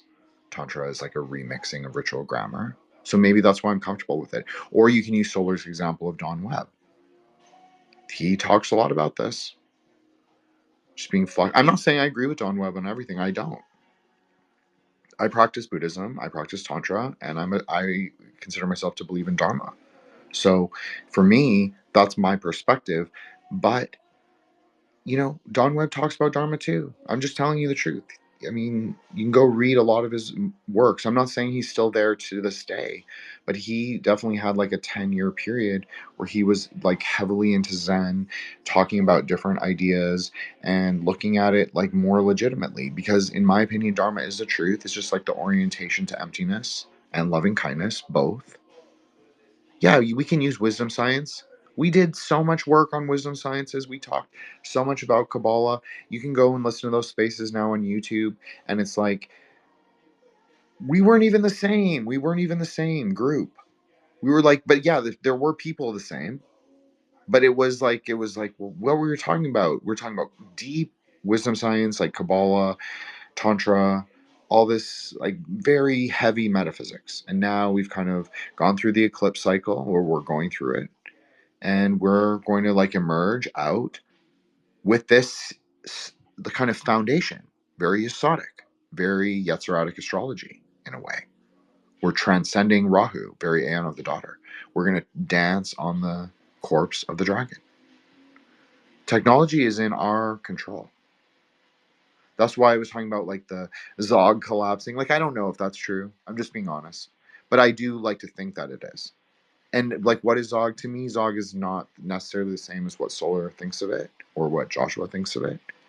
But I kind of think of it as like the Klapothic structures of the Babylon, you could call it, like crumbling. But then what do we do in the ashes? We know how to work we know the corpse rituals. We can revivify, we can rectify, we can take of them, we can make of them, we can reconstitute them. This is the lesson of Tantra. Like, it transcends Evola. Solar knows this, so this is not a surprise to him in any way. I'm just saying, we say that the cycle is real. Anyways, I'm sorry, Joshua. Please go ahead, and I'll do an outro after. Well, thank you. If Solar was still here, I wanted to ask him the question. He was talking about noble outlaws, and I was going to ask him if he thought that did Han Solo shoot first or not. Anyway, but because he was involved in like the black market and economy and stuff, which was in space, and that got me thinking about Star Trek too, because you never see any money in Star Trek, and I've always heard it's kind of like a communist thing, the whole show.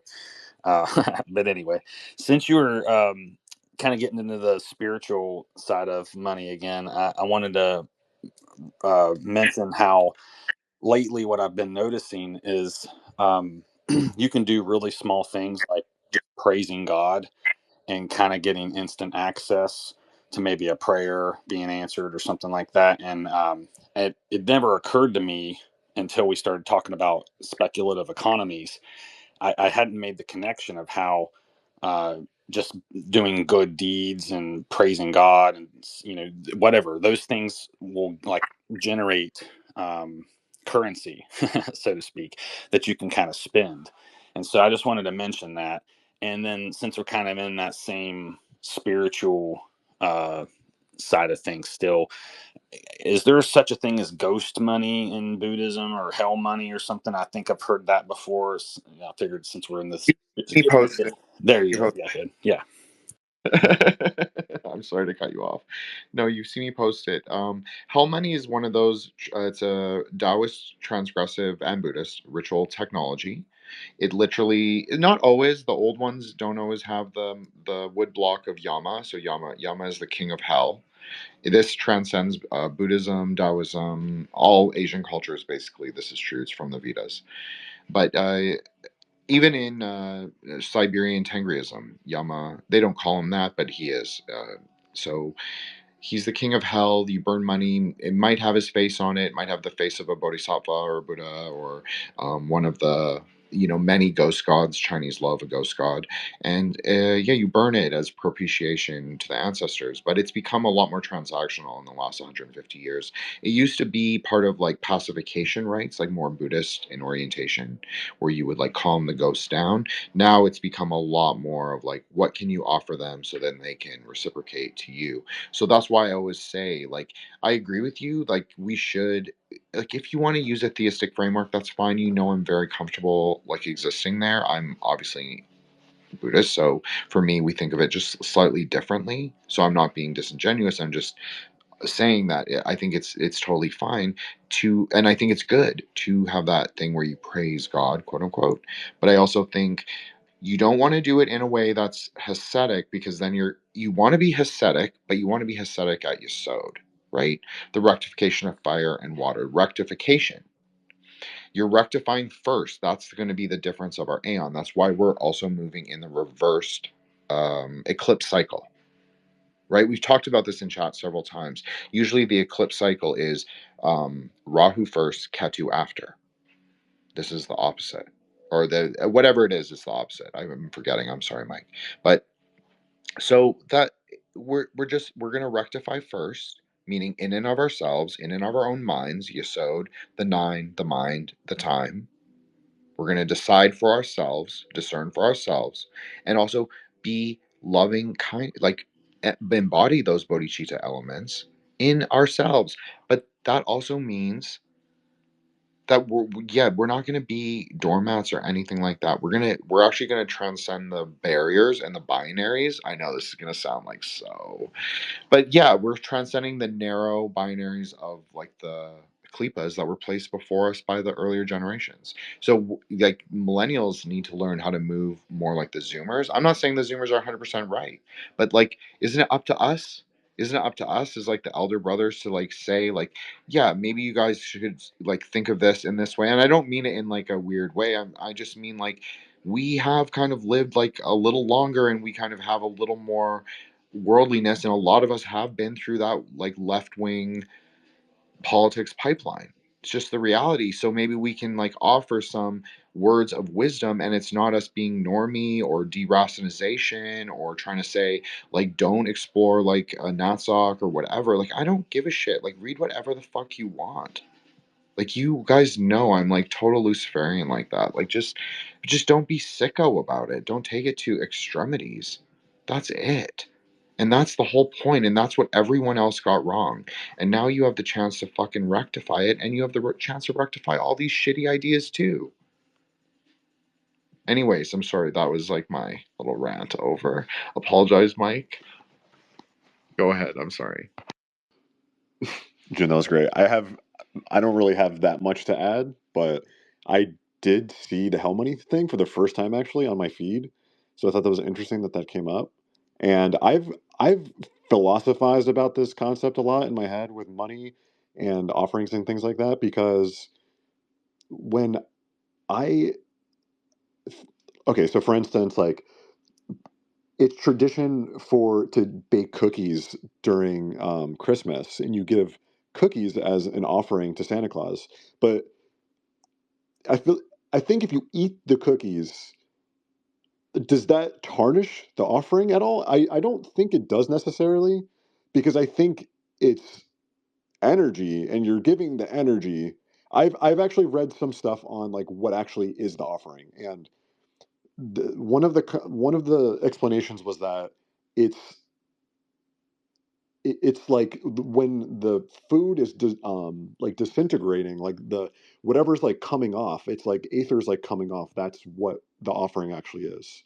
But I don't think you have to leave anything until it's like disintegrated. It's just once you put it and you have the intention, I mean, I think it's almost instant. But I think when people are trying to be careful, they leave it for some amount of time to make sure. But with money, I it's a little bit different, because you can still use, like, the value of the money is has one value. I don't know if that makes any sense, versus other types of offerings. So it would make a lot of sense to like destroy it or not use it at all, versus like eating the cookies after you leave them overnight for Santa Claus. Like I don't know if anybody has any thoughts on that, but I do think with like the money, you should not use it. Okay, so I can respond to all this, Mike. I don't know if it'll be. You can tell me if it's unsatisfactory or whatever. Like, I'm okay with criticism for sure. But okay. So one thing I did forget to respond to Solar before was he didn't steal it, but he repositioned it, which is really smart, and I give props to him as a fellow magician, whether he's a Western magician or not. But he repositioned it in a more continental framework. Now, I've talked to you guys about the idea of the water margin, the 108 heroes, and the anti-heroes. So in the novel, which is one of the four great Chinese novels, the anti-heroes are actually the quote-unquote good guys, but the book is not Manichaean. It's actually more based in Dharma. It's more non-dual. They are evil stars. They were evil gods, you could even say, in the other lifetime. They were asuras, you could even call it. That's sometimes how it's translated. They were asuras in the, like there were some evil stars in the sky, and then they were reborn as humans. And instead of going off and being insane, like world destroyers, they were all had a sense of justice. So just because you're an outlaw does not make you. Maybe you're a baddie, but maybe you can like rectify and reform yourself. Maybe you can become an unk, right? That's 100% true. Why? Why do you? Why does like is that the determinant of every single person? Is that the past must completely subsume, consume, and define you?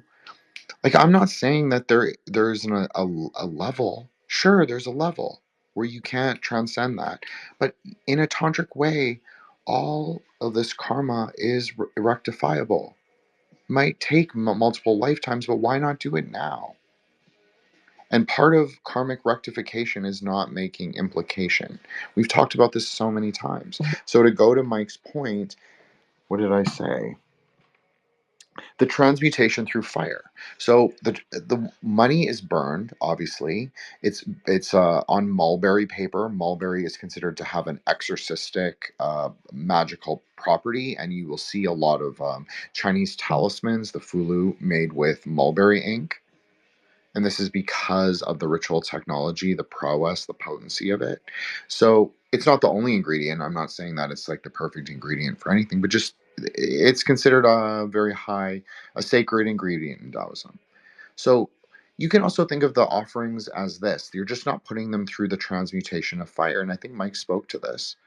Like in Buddhism, depending on the kind of sock or the festival, yeah, the people eat the fruit, like they give a lot of fruit. Like HD posts pictures of this, really beautiful ones from Malaysia, sometimes in the chat. And like, yeah, it's durians, it's longan, it's pineapples, it's mangoes, it's papayas, it's all the things, right?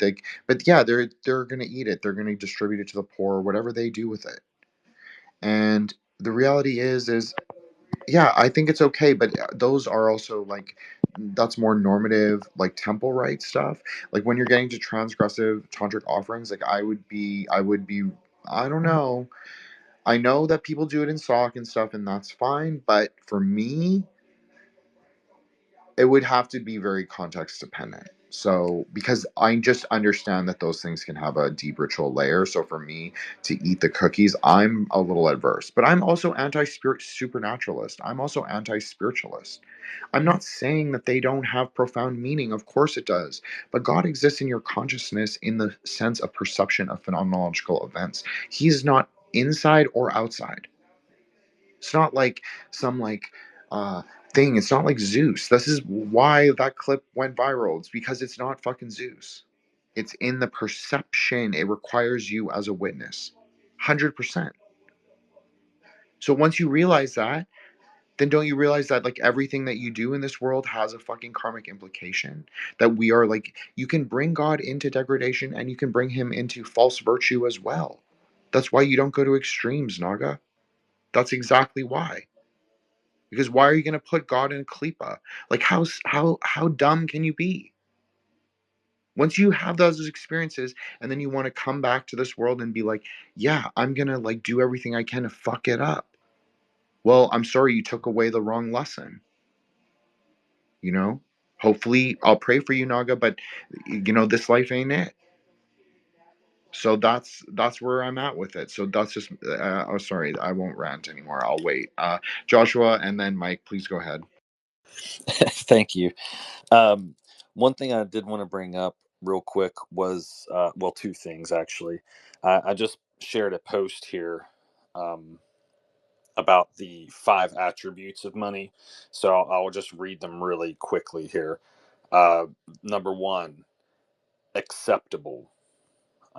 2, divisible. 3, portable. 4, scarce or rare. And 5, there's 6 actually.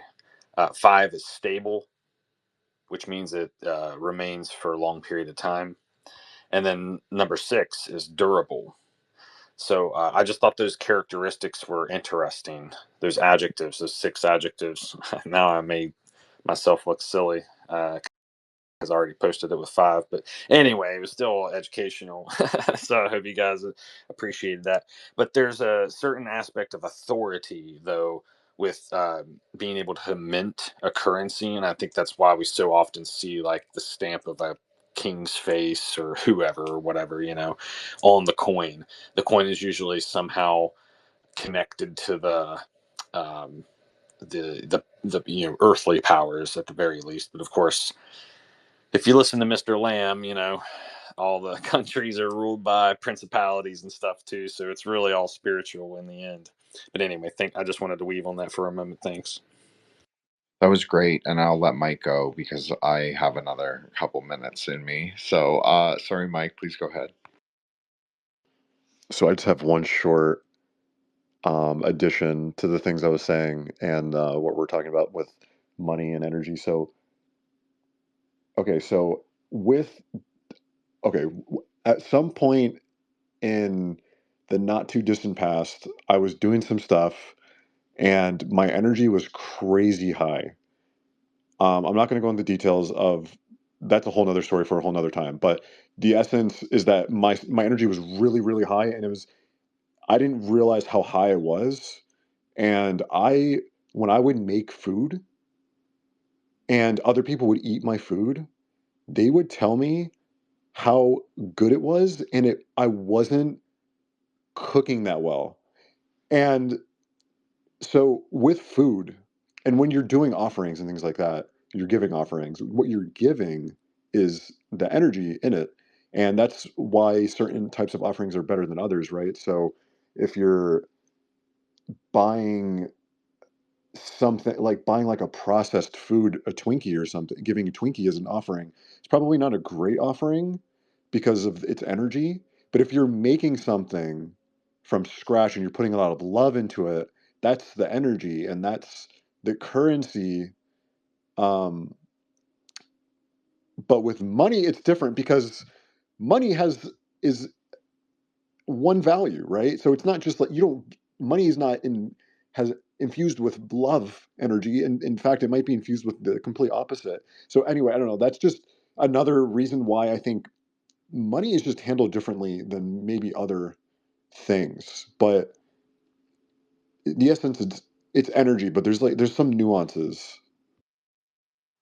I totally agree, Mike. I mean, this is the thing. Currencies come and go, but we're not retards. We're not praying for collapse or for like any kind of like messianic either Kalki or Mahdi. Like we're not going crazy. We're gonna actually do something else. Like we're gonna choose actually pragmatism and like, yeah, we're esoteric misfits.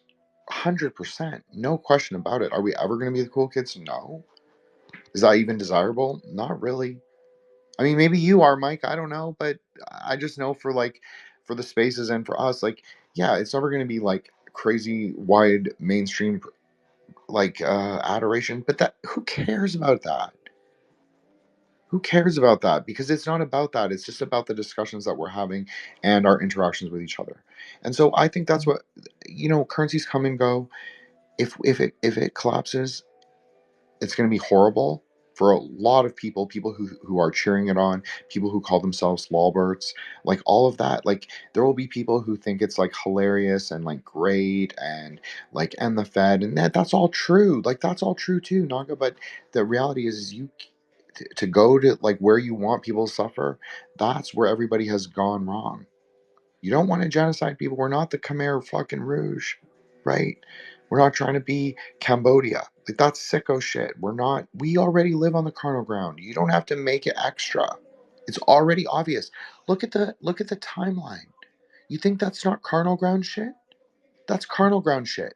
Regardless of whether you think whatever you think of those things, that's carnal ground shit. That's teaching you tantra. 100%. 100%. So for people like me who's already have a very ferocious consciousness, look, I practice tantra. I'm the first to admit it. I It doesn't phase me, but I don't want to look at it either. I don't have any interest either way. I'm just being honest. But I also practice. So I also can come to a place of rectification on my own. So I don't need the validation of the timeline. I'm not saying that's a superpower. It's not. It is both served me and harmed me. Sometimes being your own person means hurting everyone else around you. And I think this is part of like the greater story of rectification is like, yeah, we actually are stronger together. If anything else, our spaces prove that better as people and better as magicians. And we all have side projects. We all have other things. I mean, I have this is my side project, supposed to be. But it kind of collides and that's okay, and I've learned to accept that and also learned to accept it's like the flux nature of doing this and also metamagic and like what we do is metamagic. And so once you start to realize that all podcasting is actually like I used to say this, I used to be like, podcasting, you can think of it like a theurgic process. And I'd be like, yeah, it is, but it's so hard. I hate editing. I hate all this stuff. And now I'm like, yeah, it is. It is. It is magic. It is magic and transformative in ways I had no idea, ways I didn't expect. And also, just like, it's honestly made me look at myself like totally differently because I'm in relation.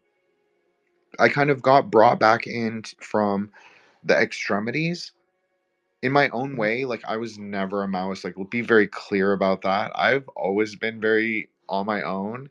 Like I was like a book tonight, but not. I was never like go fight for the Kurds. Like I was like that's retard shit. But at the same time, I always had these more transgressive politics, these more transgressive ideas, right? So, but I'm okay with that now because I've made peace with that. And I don't need to like hold on to any kind of like antinomian or anti cosmic Gnosticism. Like I was into all that books, like all those things, like Tiamat and the dragon and destroying the world and it's all nihilism, it's all shit, and we're supposed to go back to the primordial void. I mean that's an option, right? That's an ideological option. That's not necessarily a truth. Maybe it's a truth, maybe it's a non-dual truth. And maybe the non-dual truth is that I don't believe that the world is nothing. I believe it's empty, which is masslessness and luminousness, and it's captured in the space of love. Every Buddhist deity proves this. Every deity in with their consort proves this, saying this exact thing that I'm saying. So if that's the highest expression, shouldn't we also embody that? I forgot if Seth or Joshua was saying this. I think it was Seth about like, or Monty. Monty was saying it. I'm sorry, Monty, about Christ and like, yeah, we're supposed to emulate that. Like, if you're a Christian, then that is perhaps your emulation, but it isn't also in the extremities. That's what I don't like about the timeline. It says if you're a tradcath, if you're an ortho bro, you have to believe it this way. You have to interpret it this way. If anything, wisdom science and tantra teaches you those people are like 99% wrong. It's like the Alexander Dugin tweet. Oh, Hindus are so good. Indians are so good at metaphysics. Like, Sikhs are good at metaphysics. Jains are good at metaphysics. Like the 5,000 tantrics left in India are good at metaphysics, and the rest are fucking retards. So good luck to them, because they're not gonna do it. Like that ain't it, Alexander Dugin. So that's the truth. That's the truth, but that's the truth for all magicians. That's not an Indian or a white or a Chinese or Asian. It's really not. It's not a racial thing. They're all retards mostly. Most magicians are retards, like 98%. And then you've got like 2% who like know what the fuck's up. That's the truth. And that's the truth for Astro Twitter. Like, to bring up something Mike said before, most Astro Twitter is bullshit. There's like very few accounts that are any good, and there are very few people who know what the fuck's up. The planets are not fucking these things to worship. It's just 100%. It's so obvious. They are minor archonic powers. Minor archonic powers. They're the klipas of the Sephira, if you want to call it that. That's perfectly acceptable. You are not them. You are not. Their meanings aren't fixed, and their things are rectifiable. Every chart is rectifiable. This is like a tantric number one foundational reality. Like, there is no other reason to practice tantra than to rectify your chart. Like, you can even say that. The whole point of practicing tantra is to rectify your chart. If you want to just call it that, just like very normie, kind of like karmic ideas, that's fine, because that's also true. So if that's true, and we've known this for over 1,000 years or over 1,500 years, then maybe we can look at it and be like, actually, these people are fucking backwards, and they're teaching you all black magic. And I don't mean black magic in a pejorative sense. I'm talking about black magic they're teaching you Klapothic Kabbalah. And they're telling you that this is the way of the truth. No, it isn't. Anything fixed, anything eternal, you're supposed to break that. This is the space of breaking klipas. So I just wanted to say that. Anyways, I'm sorry, Joshua. I've been gone on for a really long time. Okay, I won't do this to you, Seth. I promise. But That was fun, man. I was listening to you cook.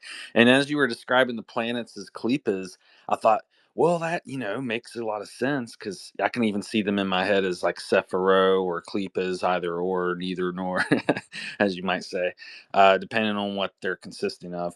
But yeah, that was really powerful, because if you think about it, in a sense, the Kabbalistic tree could almost be a certain alignment of the planets if they were in that order, So that was kind of a thought that crossed my mind too. Because talking to Mr. Lamb, I was like thinking about all these shells and the heavens, and how these planets do influence us through these different chains of associations and correspondences. But at the same time, they're, like you said, they're archonic rulers, right? And who knows? Maybe some of them are. I think Saturn probably has the most influence over the economy, if I were to guess. But I could be wrong about that. After all, BlackRock does own everything, an umbrella corporation. But I wanted to mention the importance of trades and trade skills. I think the fact that they're even called trades is kind of lending itself to the fact that you can trade your time as a skill for a value, whatever is assigned to it, right? So just like with the principles of money, apply that to the trade. So if you go into a trade that's saturated, well, the value of your time is less, right? But I know plumbers are really needed right now. So for instance, if you go into something like that that's very needed, well, the value of your labor and your time actually goes up. So I think it's kind of interesting to apply those concepts of money, because what's more sovereign than having a trade skill or many trade skills? It makes me think of that phrase in America, the jack of all trades, a master of none. So even just knowing a little bit about a lot of trades is a good card to play, so to speak, I guess. And then the one comment I had, you mentioned not being a Maoist, and I thought, well, if I believe that cats rule and dogs drool, does that make me a Meowist? I'm done. Well, we needed one grandpa joke, right? Like that's kind of your. We talked about this last week. Like you were listening, but I know you weren't speaking, but you probably had a response to it. But yeah, we talked about this. Like you're the grandpa. I'm really the unk. This is the thing. Solar acts like he acts like super like I'm the boss. I'm the king. Like when he's up, right? In private, he's like, "Oh, boss." That's what he calls me. I'm not even kidding. I'm 100% not kidding. He totally defers to me, and he's like, "I don't want to be the boss. I don't want to centralize power in too much in my hands. It's not fair to the other two. Like I like to relay things to you." And I'm like, "Are you kidding me right now? I'm a fucking Sagittarius. I am not meant to be the boss. I am 100% not meant to be the boss. Okay, it's scary, and I don't want to do it.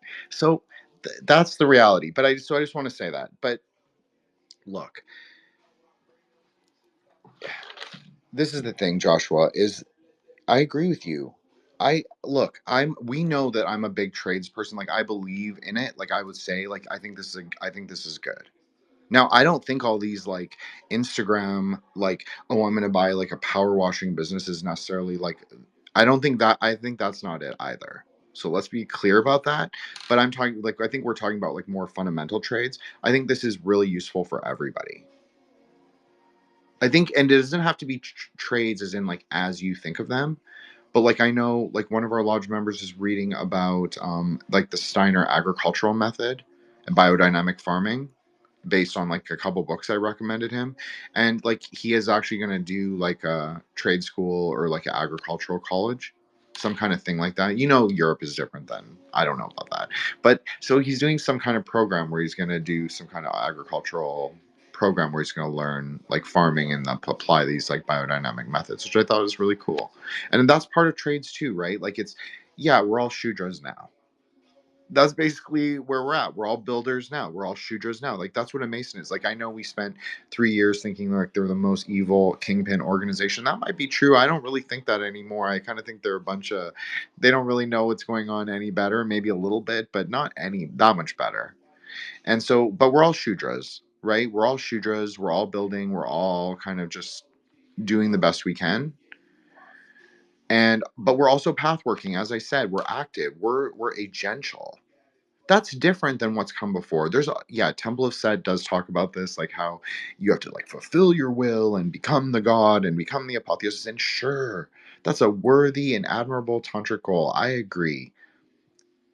Most people don't even make it past the first marga, much less the seventh or the ninth.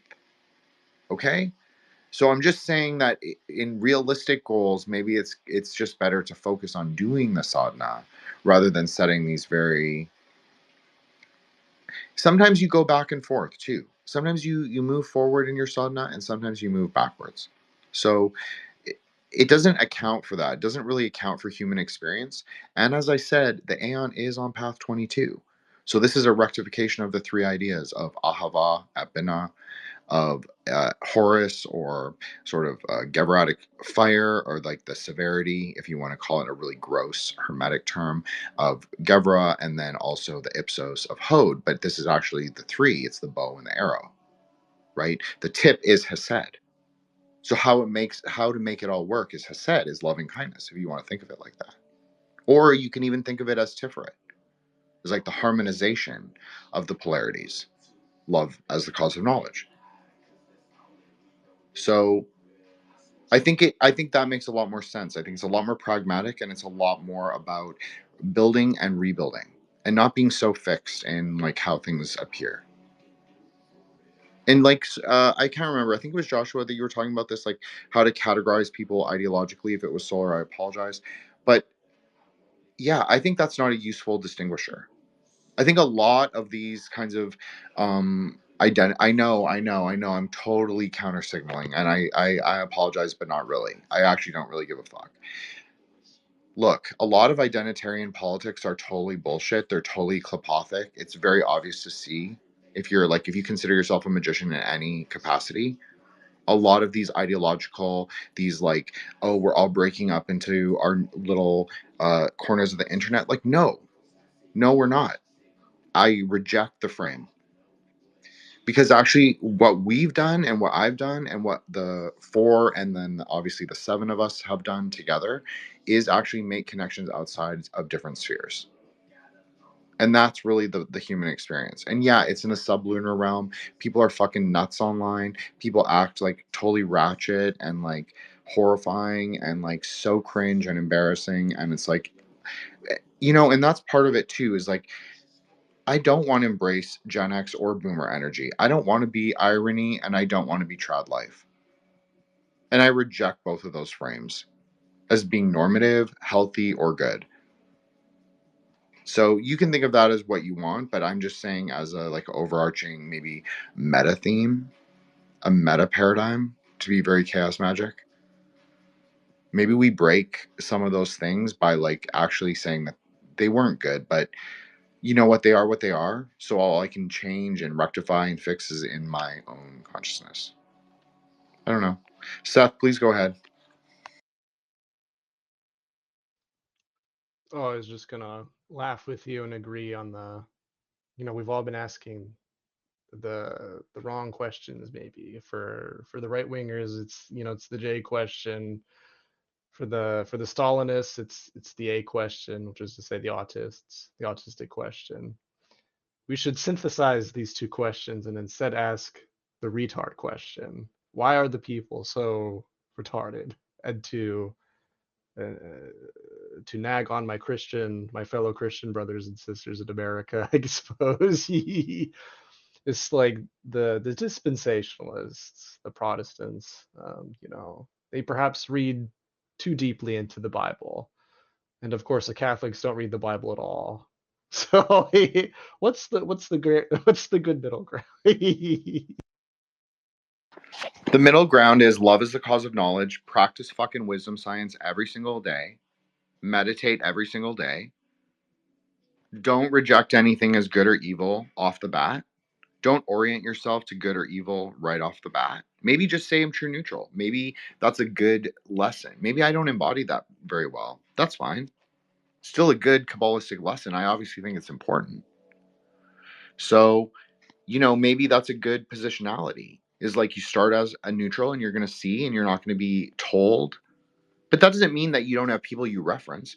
Do you think I don't ask all of them little questions about things I don't know? Or even say, if I don't know something, like I am no astrologer.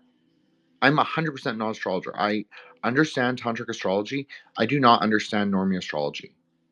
I tried to. It's very hard for me. It kind of is. I find it confusing actually. I kind of feel like it takes me into like a lower stage of consciousness. I'm not saying that in a mean way. I'm just saying that the way I understand it is more tantric and more magical, more esoteric. And then it takes me into a more materialist framework, and I don't like that. Because then it's very fixed. It's much harder to shift. I pride myself on being able to shift polarities. How can I shift that if it's super fixed? It'd be very hard for one person. I'm just saying. So I tend to look at things from maybe a more meta perspective. That has both its benefit and its con, because I can't talk so materially, pragmatically, even though I might believe in those things as well. So I guess that's a paradox, but that's one that we resolve only in discourse, only in the continuation of these spaces and these dialogues with each other. That's how you resolve paradox sometimes, is in like the extenuating conversation. Okay, Joshua, I'm sorry. Go ahead. As you were talking about the arrow being just said earlier with the bow and the arrow and such, I couldn't help but be reminded of Cupid and his arrow, because you followed that up with, love. And I just thought that was kind of interesting to me, because I never made that connection until just now when you were describing it. But I did have one question. I know you know a lot about plants, so it just occurred to me, I'd ask this. So with minting currency, I was thinking of mint, and I thought, well, that's strange. So does the plant mint possibly have any connection to money that you can think of, or metals? Because after all, they're kind of earthy, both of them. Well, it's interesting because Culpeper considers mint to be both an herb of the moon and an herb of Venus. So if you go by his rules, it has a white flower in general, or a very vaguely light purple flower that would give a lunar signature. It's also very oily, high in essential oil content, which makes volatile oil, which is slightly flammable. So that would also put it in a lunar category. So I have to agree with his framework on this simply because he presents it in a logical way. That doesn't mean that I wouldn't look at the Garuda Purana, for example, which lists a lot of plants as well as mint. Different kinds of mint, let's be clear, like at least maybe 20 different kinds that grow in the subcontinent. But it also presents its own argument for why things are. But I like mint for the moon, and I think it moves the inner waters, and I think it settles the inner waters. It's very calmative, right? Has that element at least. It feels cooling, but it's actually not as cooling as people ascribe it to. It just feels cooling. It's very much Yesodic. It's very much tied into the feelings. Right? When we talked about Yesod as like we did a whole space on Yesod, and we've talked about it like probably hundreds of times. But it's the place where the vibes live. So isn't mint kind of a vibe plant? Like you're smelling it, it's pungent, it's strong. Some people love it, some people hate it. Cats sometimes love it, cats sometimes hate it. Depends. It's very individuated. So that's a part of like why people go crazy online. I'm not talking about myself, obviously. I don't go crazy. I just have wild behavior. But I don't go crazy. But that's part of it, right? Is that we're very individuated online. We don't feel connected. Like I know something in Matt and I don't want to like really get in deep in this because it was a lot deeper than having to make it sound. But the reality is like we fundamentally had a misunderstanding about something, but it was not really about the thing itself. It was about each other. And once we kind of like, because I always try and be really polite and at least at first, and like try and placate, or like it's not really people please, but I just try and be avoidant of conflict if possible. But it comes across as probably stiff and like not. It probably isn't warm, is what I'm saying. It just comes across as very perfunctory. So once I dropped the bullshit, and I was like, I understand this, and maybe I was wrong about this, and just like laid out the pathologies behind my own way of thinking. He actually got it right away, and then he did the same, and then I was like, I actually understand, and I think that we were wrong in how we, and at least how I approach it, because I can only control myself, right? So I think that that's what it's about, though, is like, yeah, we have a lot of preconceptions of each other. And I'm not saying that we'll ever necessarily get over them. Like, that is part of a parasocial relationship. We exist as ghosts, as literal ghosts on an app called X, and not just X, but all social media. Like dead internet theory. That's the carnal ground theory. We're on the carnal ground. I always say that. So nobody should be surprised that the internet is the carnal ground. You are all ghosts on the carnal ground. You are your subconscious vehicles. That's why people have. I'm not calling anyone out. I'm really not. I'm just using a common Twitter parlance. It's like a lot of people have alts for different reasons and all of that. I don't have alts. Like, just be very clear. I just have my account and the show account. But just sometimes it's okay to bring things into synthesis. And this is one thing I had to learn as a podcaster, was like learning to be comfortable with like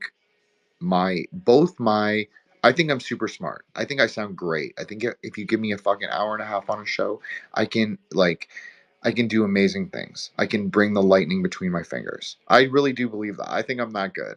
Sometimes, not always, but a lot of the time, yes. So for me, I guess what it is doing a group project just changes your whole dynamic, and it makes you realize like you have to bring sincerity. And not just, I don't mean that I never did. I always have. But I'm very private as a person, and that will never change. But I also think the thing is like you have to kind of drop your preconceptions as well as your like fear. Your fear, your fear, number one, Bhairava. You have to conquer Bhairava. You have to conquer the fear right away. I always say this. And like I was having such a hard time doing it. And I was like, can I trust them? Can I, is it okay? Can I give any control away? Can I have this thing be outside of myself? Can it, because I ran it for a little while and it's like you get, and like I have that kind of crazy personality thing where I'm like, I hate everything I do, but then at the same time, I have to put like myself into it to where I'm like ragged and like like look like a zombie. Basically, that's it. Like I'm like one of those, I'm a very like extremist person like that. So, but I have to realize that like a lot of that is self-derived, like 100, maybe 99.9999%.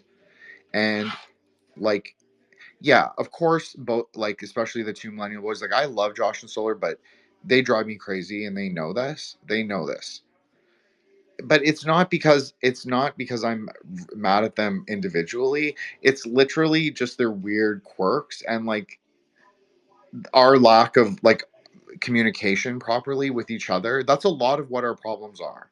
Like we don't really have problems. I don't want to make it sound like that. We don't. But I'm just saying that a lot of our issues were at least were miscommunication. So I think we kind of it's like we come as you see, like the spaces become a lot more coherent. They become a lot more structured. We have regular co-hosts. It's not just like Jin and company, and it's not, no one is my second cast. Everyone's like my equal that comes up, and everyone that comes in the space as well. Because like I legit learn on the timeline. Like I learn things, I glean little ideas. I might not agree with someone's post 100%, but I might repost it. Like I know Saul's in the room. He has incredible threads. I can't pretend to understand them. I'm not a mathematician. I'm not a computer science person, but I can tell you, as a fairly good Kabbalist, he's an excellent Kabbalist. I'm not saying that I agree with every conclusion, but I'm saying every conclusion I find is interesting. And isn't that sort of the point too? Is to be able to look at things and and that's what I was talking about. Zoomers, they're kind of fresh. They always bug me. Like you guys know this. Rom, he's like he cuts off my balls every day. I'm a swagapino. I'm old.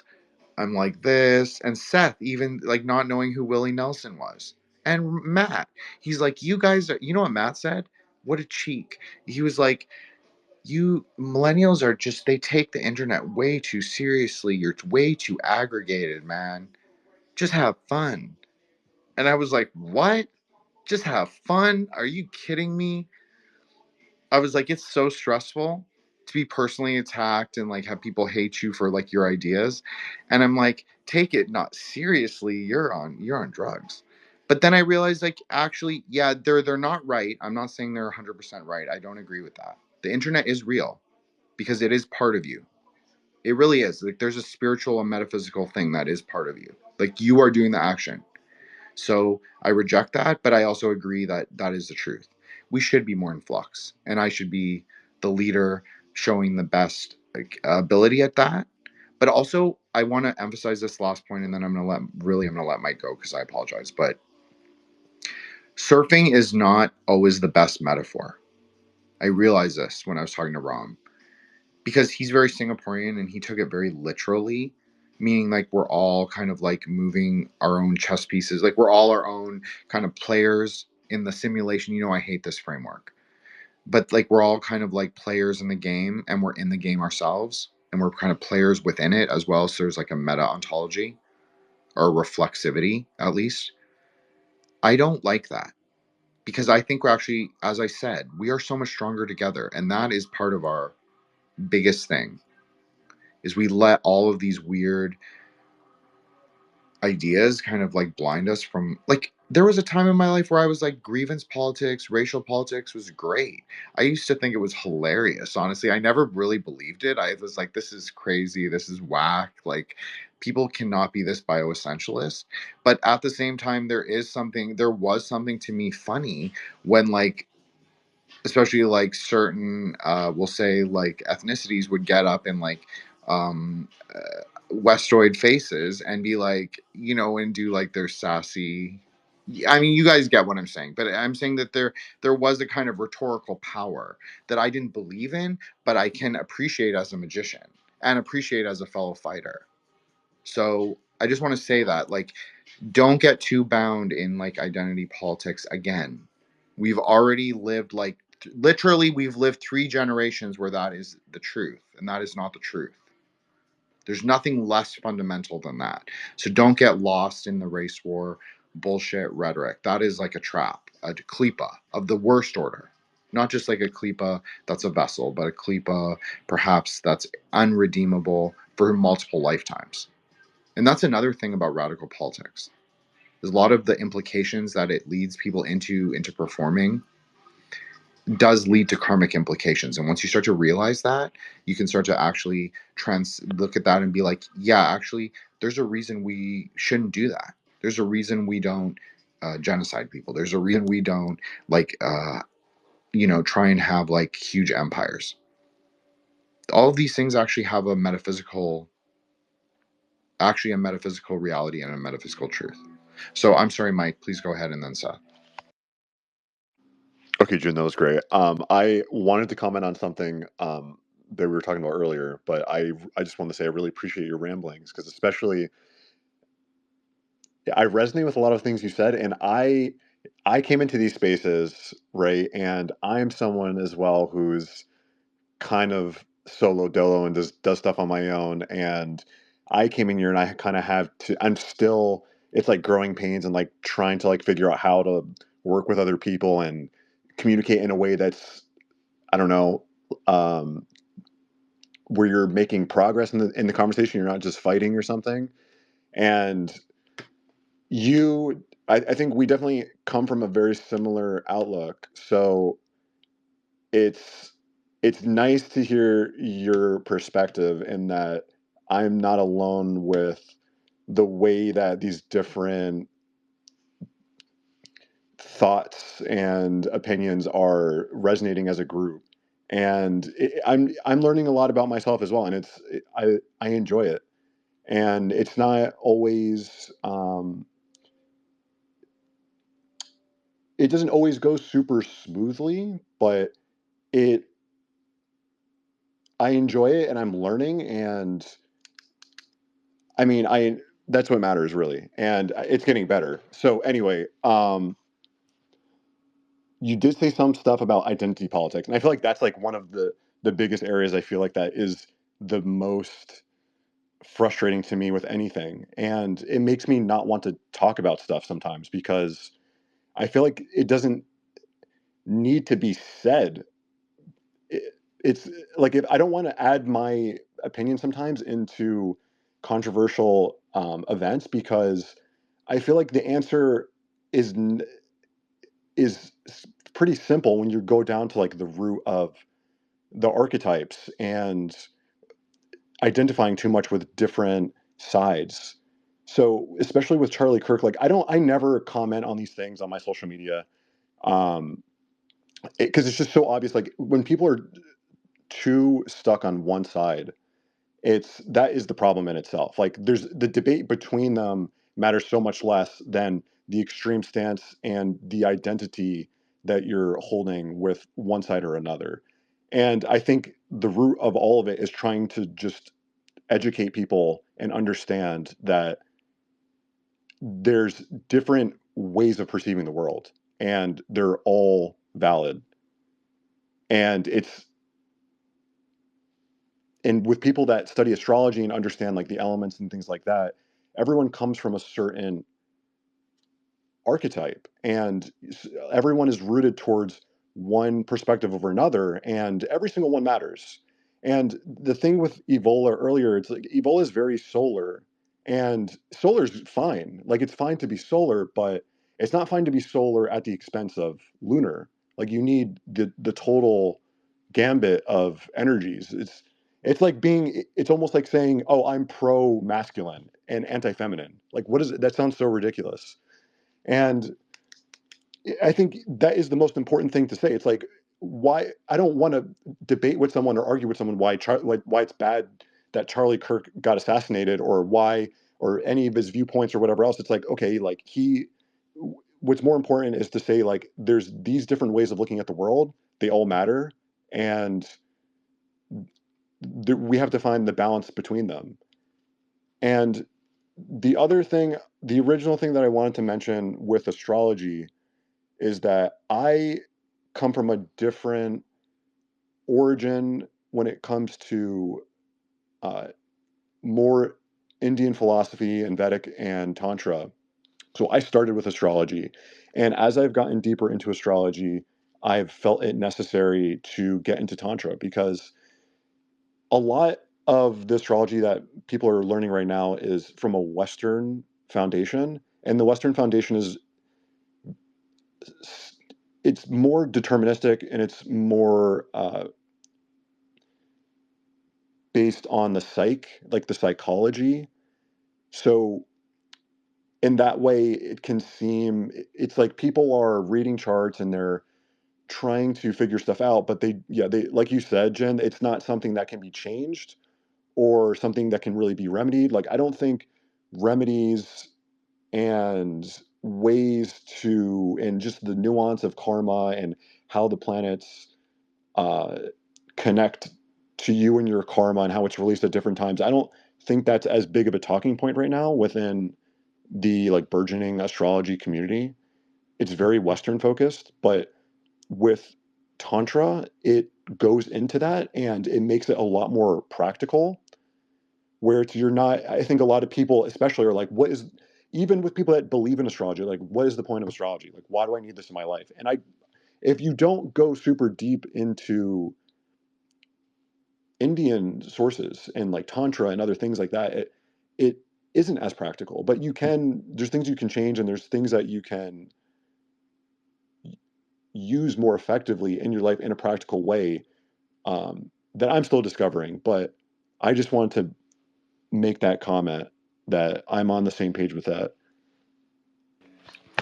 Thanks, Mike. That was great. I'm really glad to hear that, honestly, because I think Tantra is an incredible system. And I don't think, yeah, it's rooted in tradition, but it also is very contemporary because it's very non dual. And we're allowed to sort of look at things in a more non dual consciousness, like ghost offerings can be also non dual, right? Because it can also be from your own mind. That's really powerful.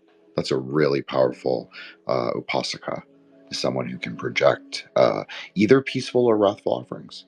Even for someone like me, I use wooden offerings. So I can do it to a degree, but, still not a master. Not quite yet. And I want to echo what Mike said. Like, you are agential, and that is sort of the strength of Dharma, is like to recognize that, to recognize, like, yeah, there is a treaty. I'm not just talking about like bullshit, like fundamentally reorienting. Actually, I'm the original trad. I'm the OG trad of Twitter, you could say, because I'm actually not talking about like casting off the arch. Like, yes, I always say that, like, fuck the archons, fuck the institutions, all that. And like, yeah, to a degree that's true, but also the archons are in your own mind. Secondly, it's not about reestablishing karmic connections per se. It's first and foremost is about recognition of karmic circumstances, seeing your alignments with things and other people, namely plants and the planets, because there's a direct interrelationship. And if you're interested in that idea, you can go back to last week, our kind of like, I would say it was like our sleeper indie hit of the season.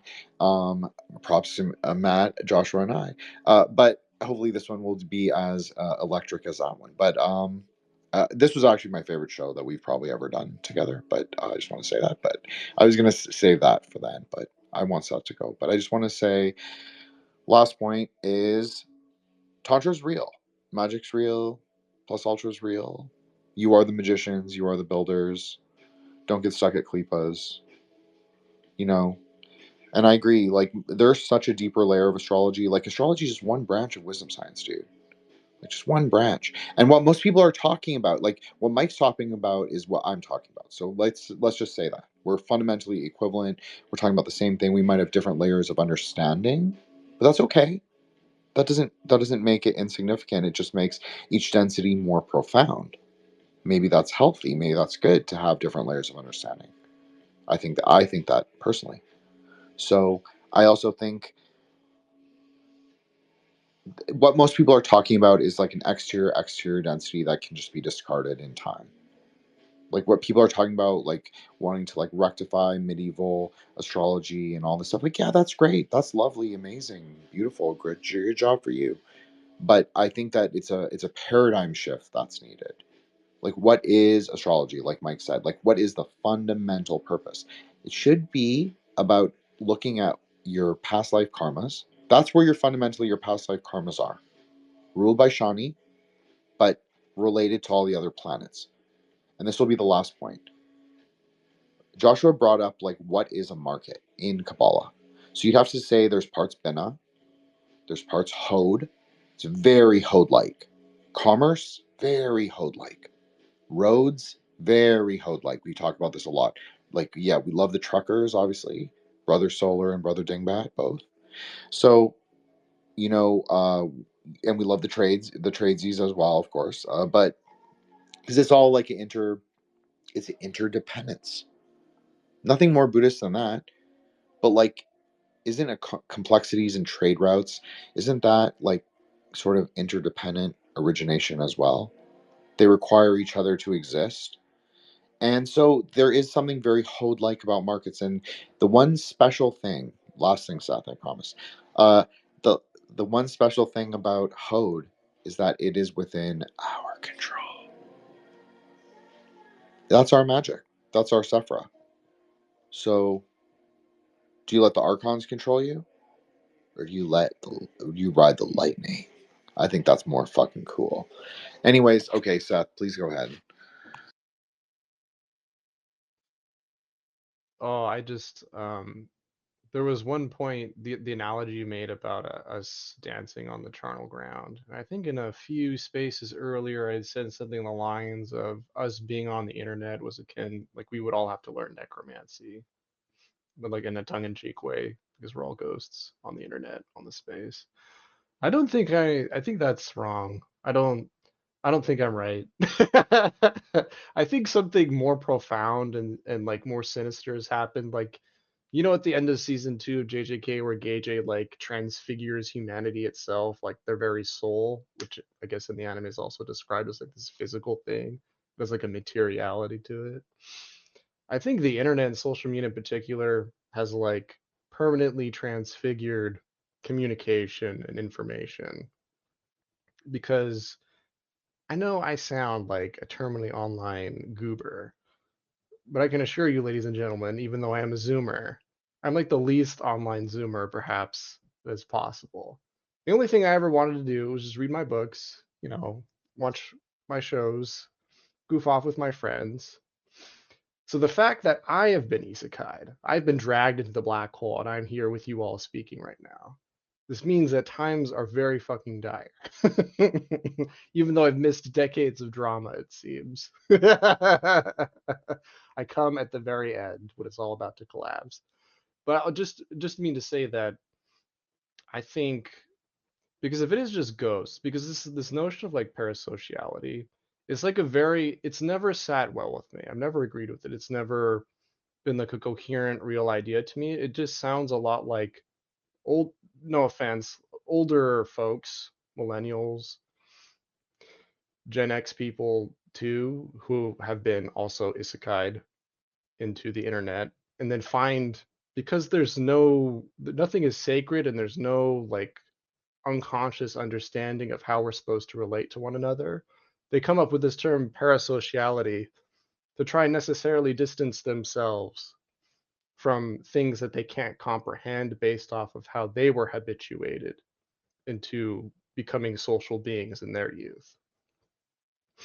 And the Zoomers are also kind of bad about this too, because for us, when I get my iPhone, like 17, 18, you know, So even me, it's like, okay, this stuff is kind of relatively new even to me, because like I was 16 when I really started getting on the internet. You know, some people much earlier than that, more invested than that. I think the people who will truly establish and rediscover and really concretize, I think, like sociality on the internet and social media will probably be like the Gen Alpha and the younger people who were born after like, let's say 2010, because they won't have a choice, because we can't.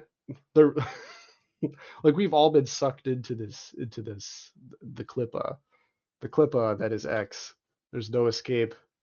We have to find a way out together.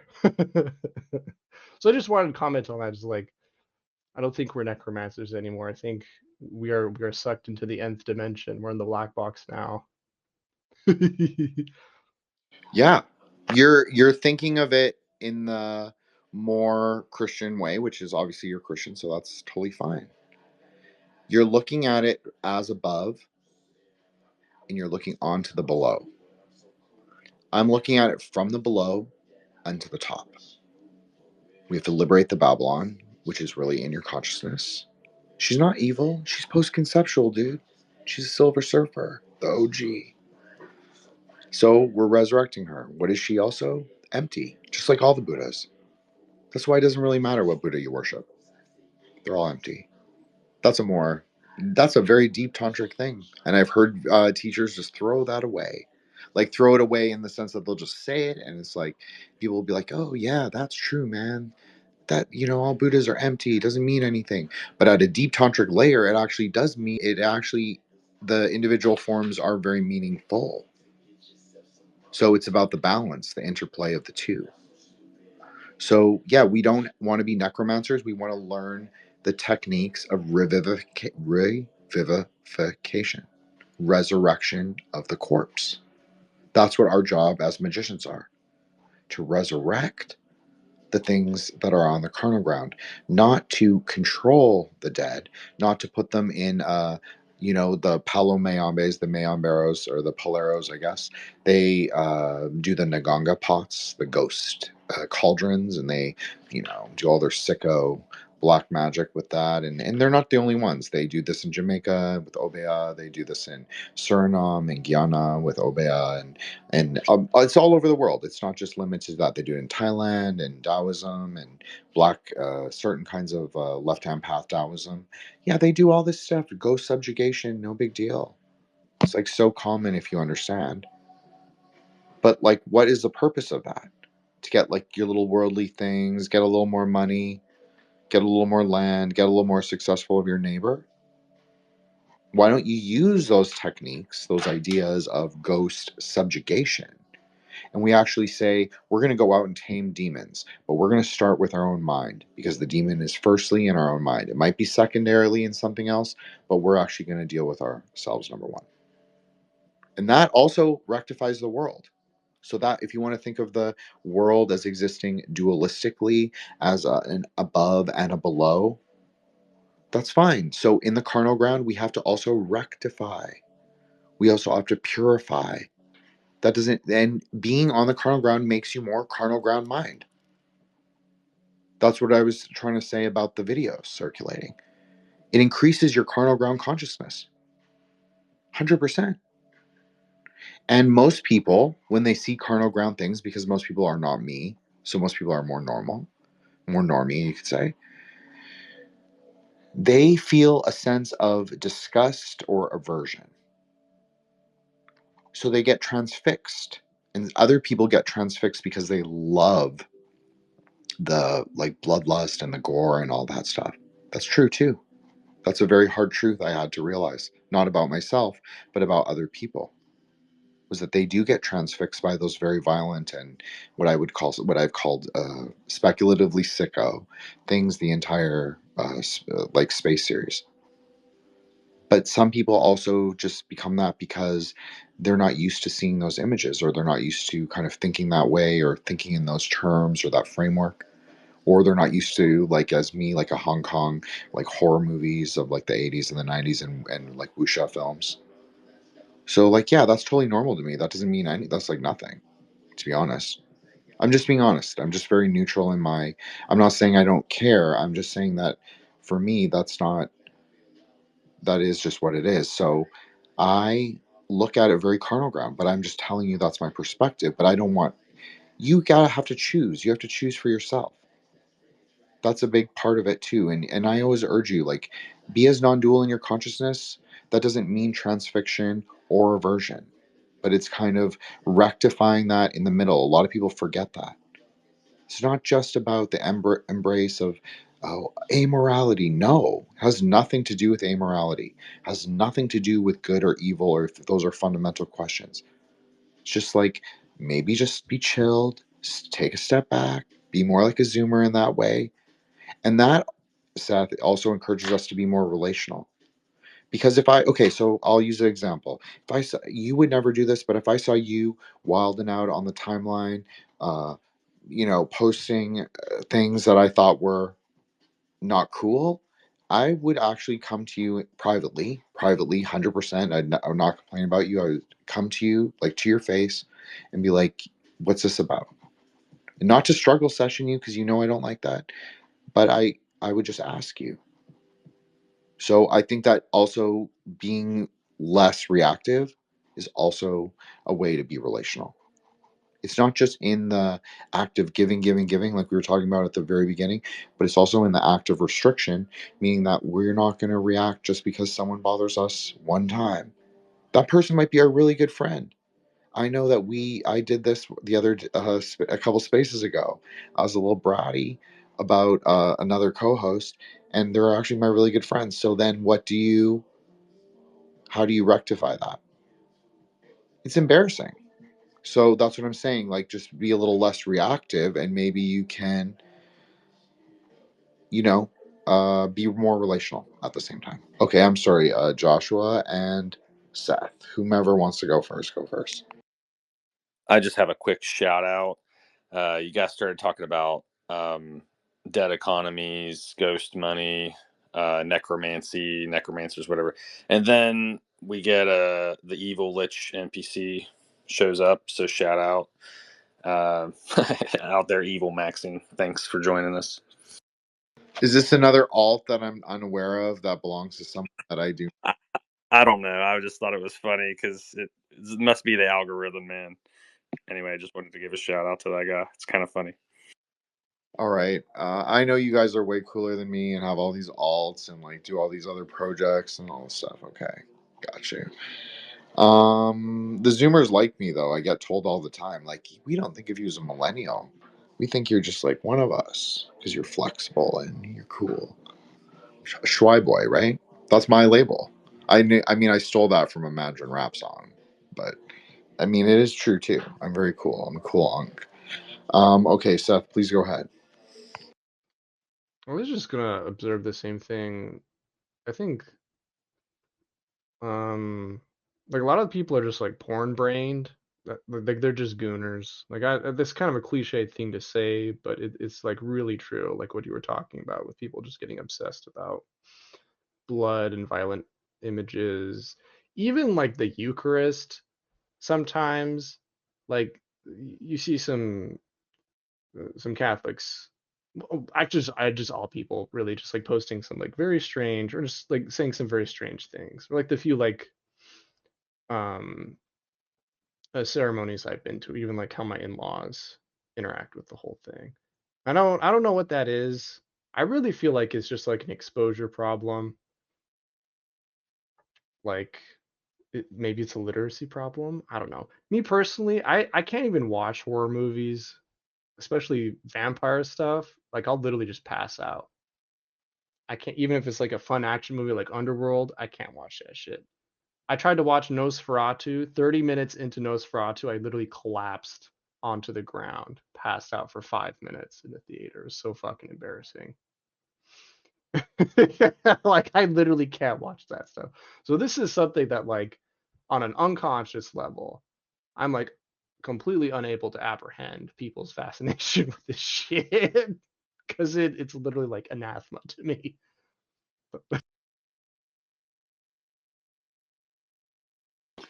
Okay, I'm gonna let Joshua go, but I want to say Yeah, you're right, but we shouldn't. We also, I understand that you can't stand blood or vampirism. I understand, and I'm like an edgelord, like millennial who doesn't really is not bothered by those things. Just to say one like that fucking GIF of it's like an anime thing that's like a girl. She has like a twink's neck, and there's like she's punctured in, and she licks it, and the blood spurts everywhere. I keep seeing like, god damn it, every single day that shows up at least one time on my TL. Like some algorithm or something is tormenting me. It's either from you, Jin, or it's from some other random account. And every time I see it, I'm like, Jesus Christ, I have to like throw my phone across the room and not look at anything for 5 minutes. Y'all are killing me out here. You actually brought up a really serious and interesting point, though. Now, I'm not anti-porn because you know my position is like, if you're a consenting adult, like, I don't support it. I'd never be like, you do you. I don't think that. I think you shouldn't do that. I think you should have. We've talked about this. Like, I think it's an aeon of self-respect. So, but what I'm saying is what I'm trying to say, and I'm trying to be roundabout about it because I'm nervous in a way. Is that porn is also the carnal ground. That's what a lot of people don't realize. That's also the carnal ground. That's just a different kind of carnal ground. Just like the courtroom is also the carnal ground, the battlefield is also the carnal ground. There are different kinds of conceptual carnal grounds. Tantra 101. So porn is a carnal ground. Doesn't mean that you never go to the carnal ground, but it means like how long do you stay affixed in that carnal ground? How long do you let the exterior environs affect your mind?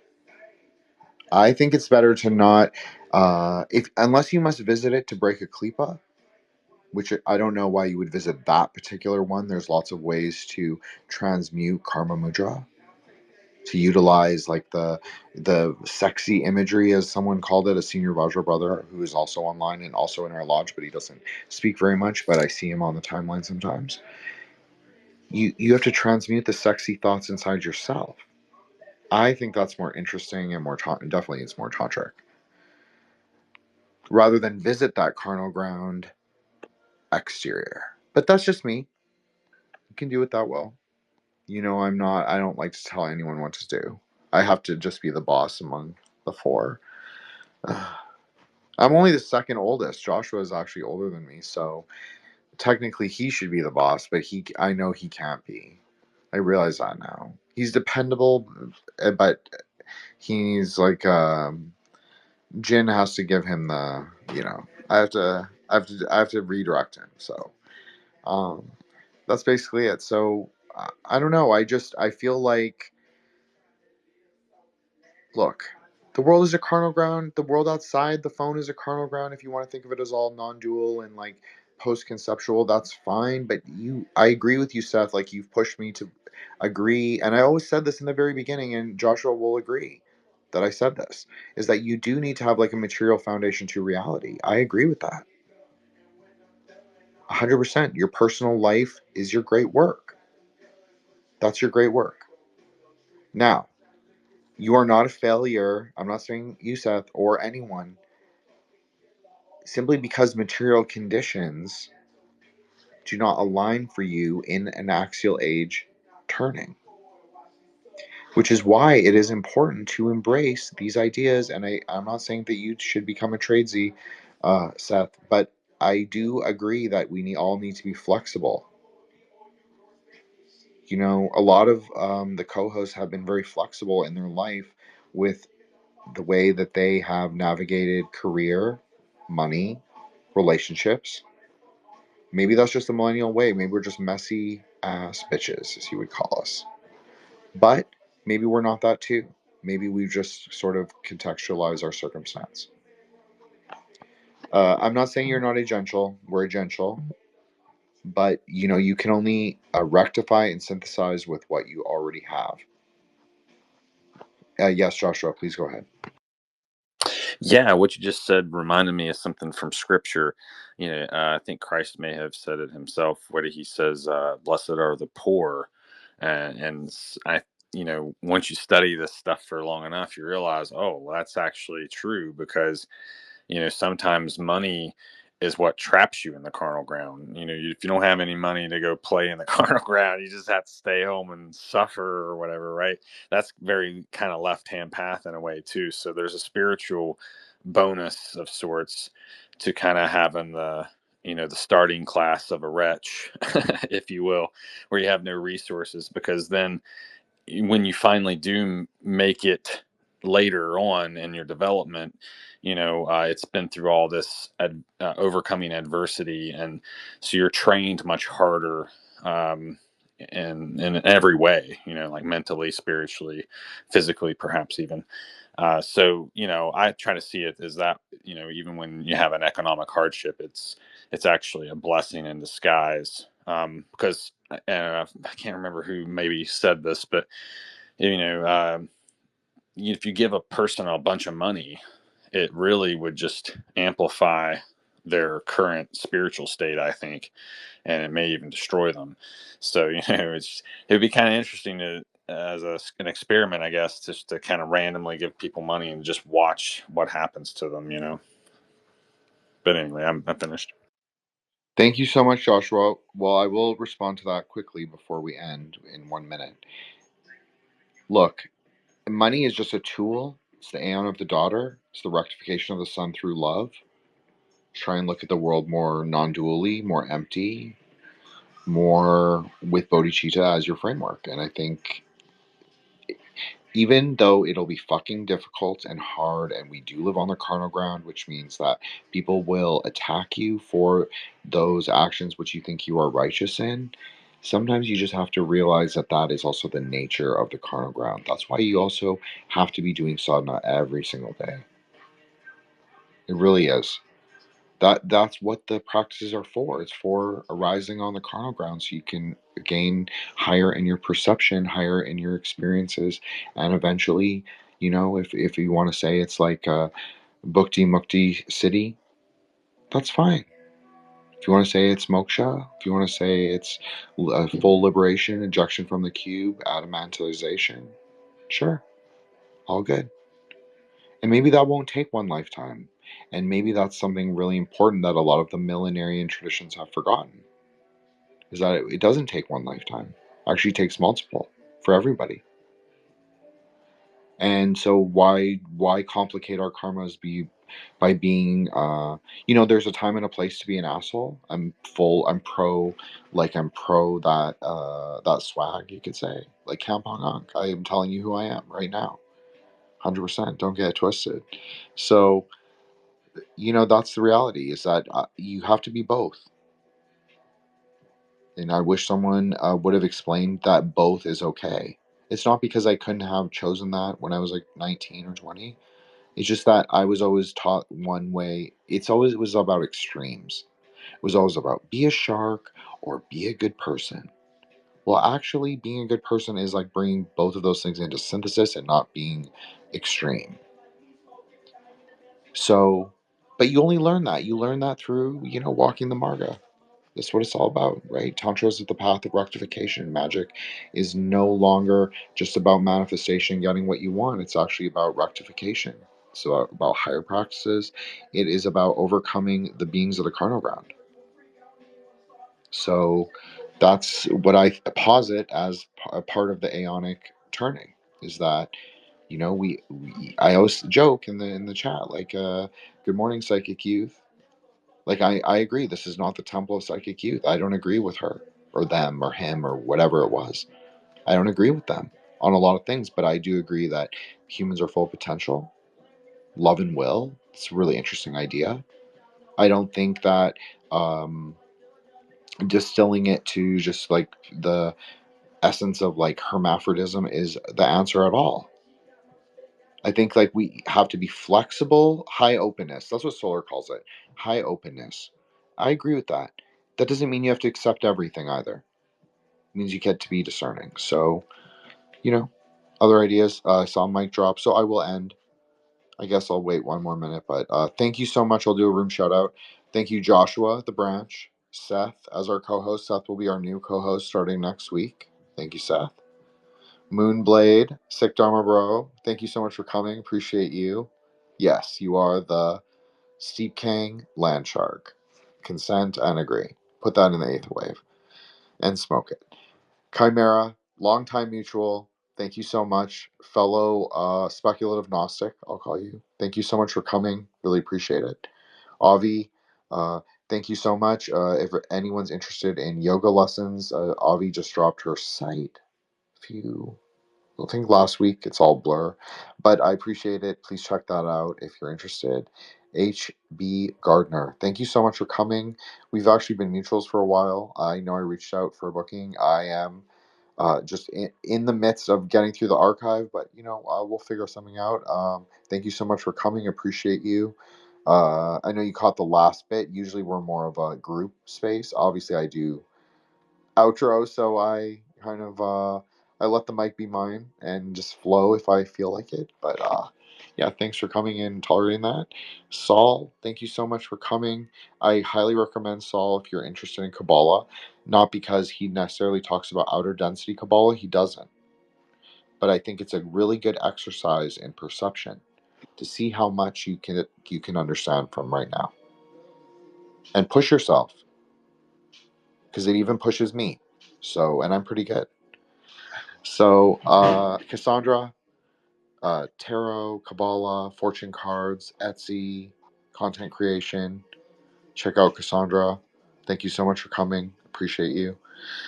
Zachary Shumar. Thank you so much for coming. Content creator, researcher, saint, lodge member. Thank you so much for coming. Appreciate you. Check out our Tracy Twyman series. Vision, thank you so much for coming. Appreciate you. DeMorgan, thank you so much for coming. I really appreciate you. Glad to see you. Glad I finally got the follow back. So I must be approved. So thank you so much. It means a lot. Chris, thank you so much for coming. Check out Chris's channel, King from the King of Cups YouTube channel. He's also a lodge member, and he will also be on Saints in the fall. I know it is kind of the fall or coming up, but Avatar: The Last Airbender. We're doing a whole series, so that's happening. Again, I mean, it was always happening. I just kind of put it on the back burner, but I'm still 20 episodes deep. Just let me bail myself out a little. The Evil Leech NPC, it does sound familiar, I'm not gonna lie, and I have clocked several of your several alts of people in the chat before with uncanny precision, but I'll tell you what is not uncanny is my ability to understand language. And no one's good enough to, you can't fool me. Can't fool a ninja. That's it. You can't. My words are a little sharper, and your words are too much the same. But so anyways, I just want to say that. So but I appreciate you. Thank you for coming. I'm glad you came as an alt anyway. And everybody who listened last week, thank you so much. Not our biggest number, because we were hitting in a couple thousands for Anna the Daughter. Just saying. Good job, Jen. And of course all the co-hosts. But also check us out on YouTube, Matt Murrah, Solar Exile. We all have side projects and maybe even foremost projects, but this has become something that we kind of call home. And I think we all enjoy the banter and the sort of respect that we generally give each other. And also like to discuss magic at any time of the day or night or any metaphysical question, and not in the superficial kind of way at all, kind of looking at it through our different angles. So it includes all of this. It's like politics, philosophy. It's the true metamagicians of the new aeon, as I called it. So if you're interested in more Grey Lodge things, of course, subscribe, click the bell. I hate that. I hate this spiel I have to now do. You can also check us out on the True Grey Lodge, the TRVE Grey Lodge with an E.com, thetruegraylodge.com. That's it for now. And you can follow me. You can follow Matt Murrah. You can follow Solar Exile. You can follow Dr. William Birkin. Even though he has a locked account, you can follow Seth. You can follow Mike. You can follow Montgomery Carlo. So all of us, from all of us at the Grey Lodge, thank you so much for coming. Everybody have a great night. Don't get fixed. Be cool. Just take that as a conceptual theme. The cold fire of Hesed, or the cold fire of Jupiter. It's not really Hesed, it's really the Klipa. But maybe you can take of the Klipa and make something interesting. So, with that being said, have a great night. And everybody, don't forget that people are human and they're equally as vulnerable and flawed regardless. That doesn't mean trust them.